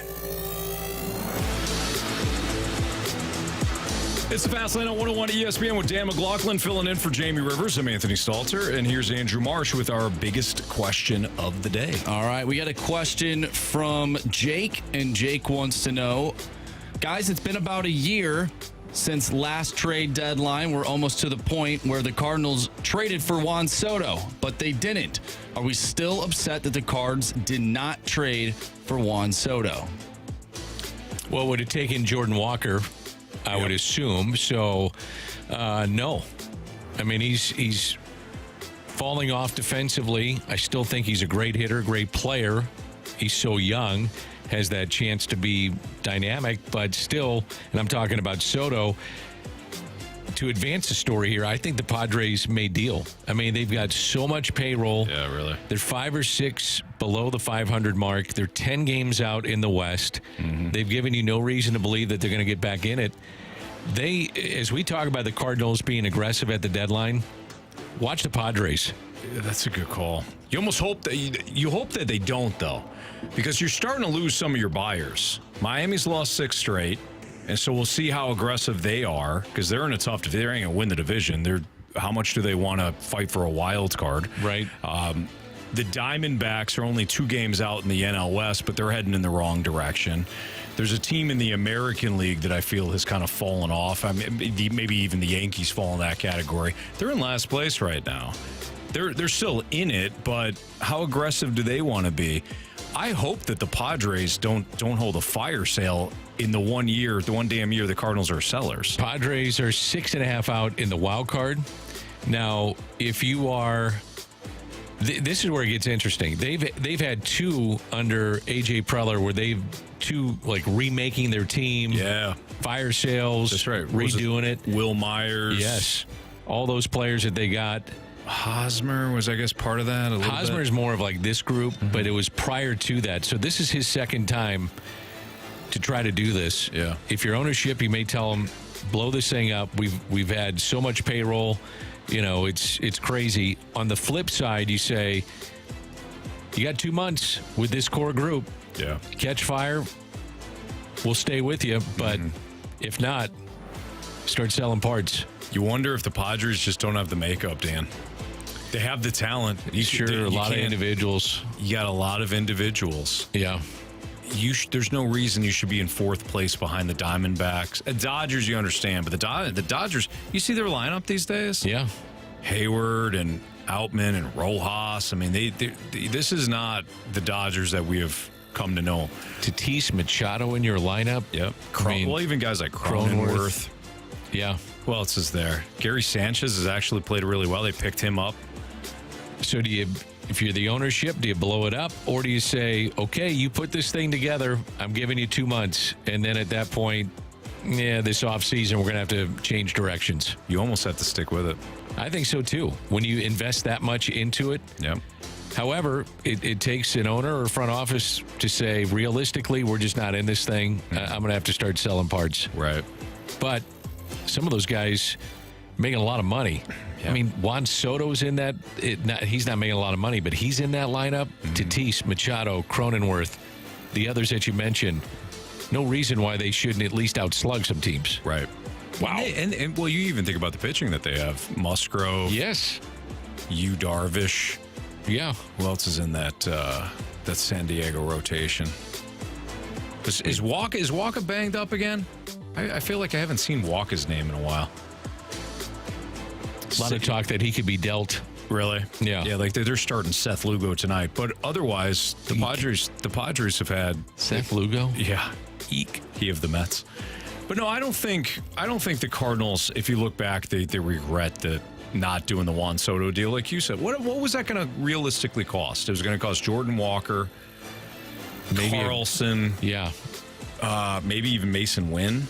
Yeah, I mean, you don't do that, at least not in my mind. Because if you only had him for the remainder of that year and then subsequently, 2 more years after that, and then at that time you're thinking it's going to cost you $300 million. Yep.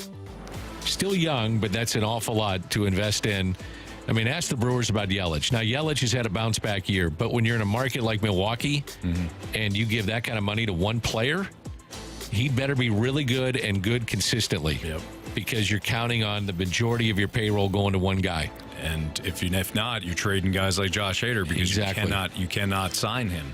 And the Brewers have done an outstanding job, Dan, of finding those guys that are undervalued on other teams. Rowdy Tellez, yes, Willie Adames. How did the Rays give Willie Adames up for a reliever?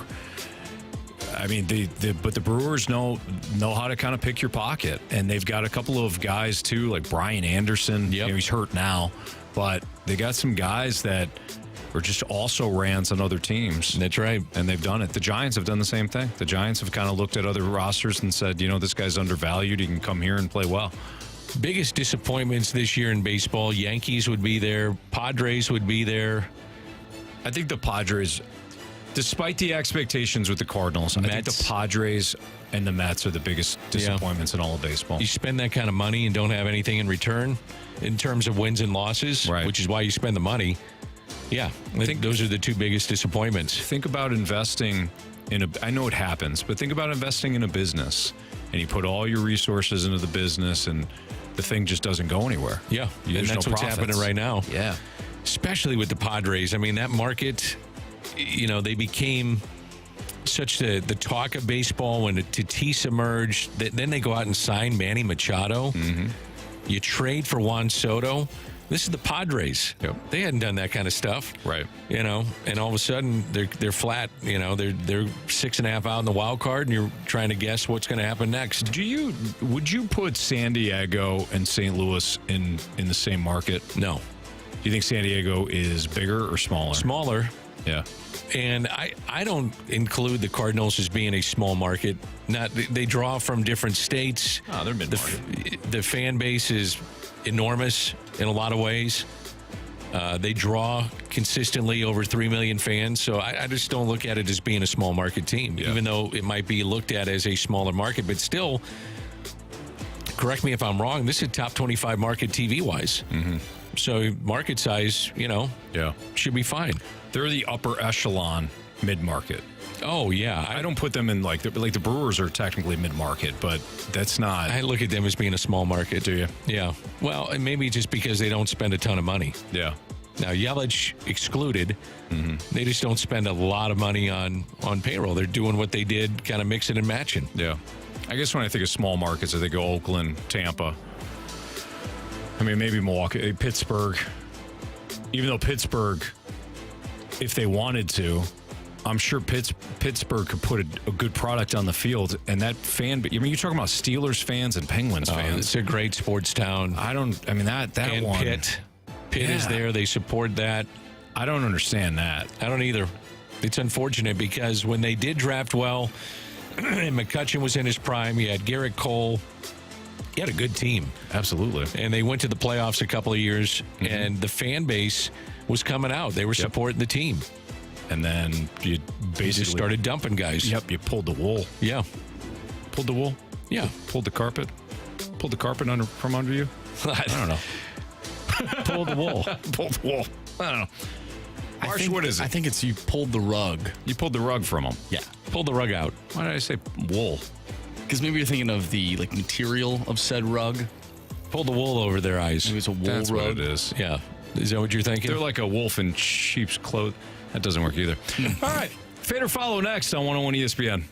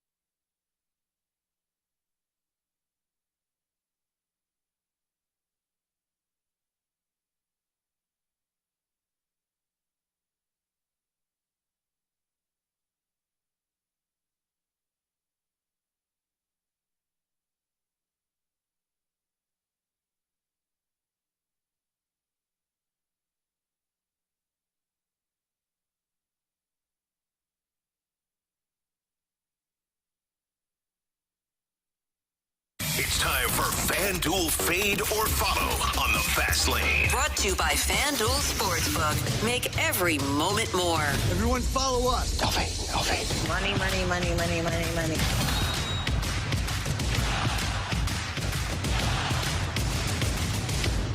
All right, time to play FanDuel's Fade or Follow in the Fast Lane on 101 ESPN. Tim is our latest contestant. What's up, Tim? Hello, Anthony. How are you? We're doing all right, man. You ready to play? I am. Thank you. All right, so you know the rules. We'll just we're going to tell you our play tonight, and then you tell us whether or not you're going to fade it or follow it. All right, sounds good.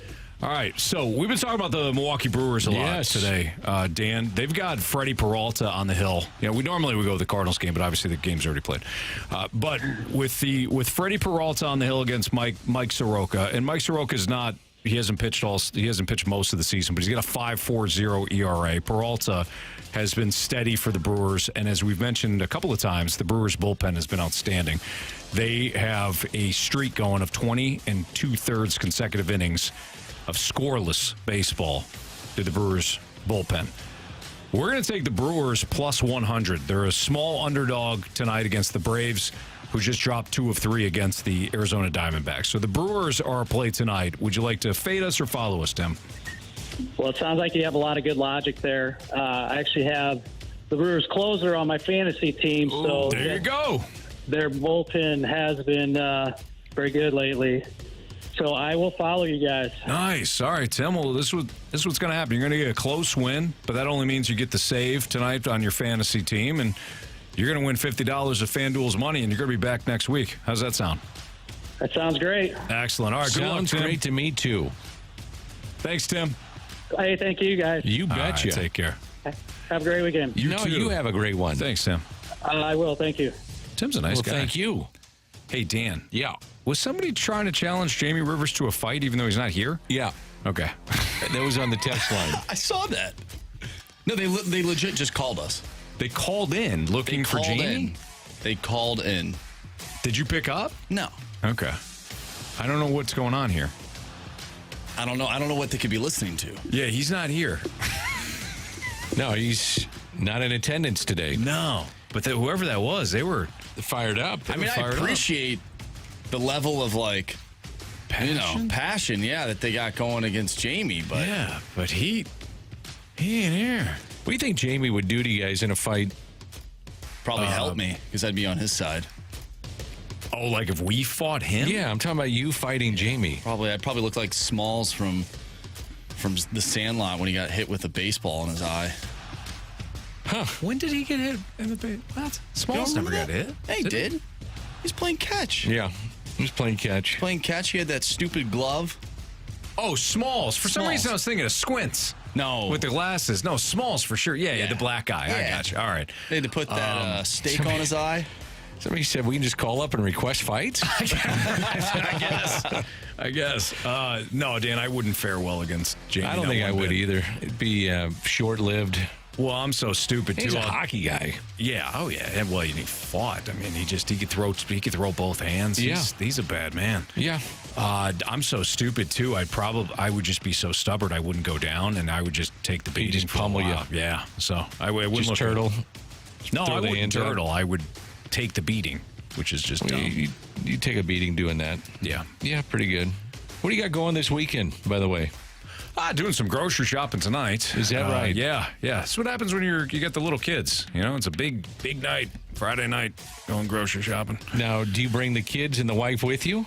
Usually, my littlest, Lincoln, who is... That's a cool name. Thank you. Yeah, he's like 19 months. Usually, he's my ride or die partner at the grocery store. He gets some looks, too. So he's walking around now. He's getting into stuff. He's walking around, but I put him in the grocery cart. Yeah. So he's always trying to take stuff off the shelves. Yeah. So we have a good time. Is there a particular grocery that you're needing? Yes, everything. You name it, Dan. We need it. Anthony's always shopping at the grocery store. I am. Whether it's actually shopping at the grocery store or trying to get better players for the Cardinals. Yeah. It's always the grocery store. Absolutely. Don't forget that jar of pickles. Well, not for you, apparently. No, not me. That's available on the podcast. Dan telling you why he doesn't like pickles, even though he's never had one. I don't really have a reason. I really don't. I just avoided them. Don't have them. Is that what it is? You don't like them, or no? I don't know. Never had one. He's never had one. He's never had one. He doesn't know. He has no idea whether or not he likes them. That's like me with kiwi. Like a few years ago, I had kiwi for the first time. I just didn't like them because they were kind of fuzzy on the outside. I'm like, I don't know if I want that. Yeah, but on the inside, they're amazing. Yeah, it's great. It's solid. And you would have never known. I would have never known because that's not what it looks like on the inside. No, of course not, Marsh. Anyways, you can download the podcast available at 101ESPN.com or on your 101 ESPN mobile app. It's all brought to you by Dobbs Tire and Auto Centers. We appreciate you listening throughout the course of the day today. Marsh, do we have any criticisms and compliments? Yeah, we absolutely do. I want to go back to the alleged fight that this listener wanted to have. Yeah, what's going on? So we got a text from the 636. That was probably Jackson. He was talking big-time smack this morning. Did you hear that? I didn't hear that. I didn't know. I didn't. Nah, that makes sense, though. Wait a minute. What happened? Jackson. So did Action Jackson pick a fight with Jamie knowing he was going to be off? And then that's a smart move. And then he called in. He's like, hey, Jamie, you won't answer this. I think that's what happened, guys. Probably. Okay. I mean, it's a smart move. Okay. By the youngster. From the 636, he's always Anthony is always shopping at the grocery store and neighbor Dave's garage. No, I always return the tools, or he comes back and gets them. Either way, Well, you have turned into a middle-aged dad. I totally am. Dave, you got that hammer I can borrow? Oh, sure thing, Anthony. Just tuning up the old lawnmower. Yeah, that's exactly what came home last night. He was redoing the weed whacker. What kind of weed whacker you got there, Dave? Somebody stopped me today.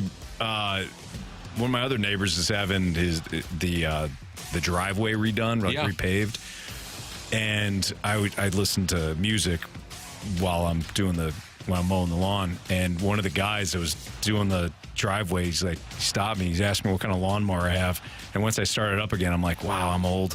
This is it. Where I'm talking about lawnmowers, and I was like, oh yeah, I got this. Blah blah blah. It's got this. And like, man, do you have a riding lawnmower? No. You get the push. I got the push. Yeah, and you did that earlier today, and then grocery shopping after the show tonight. I'm a domesticated fool.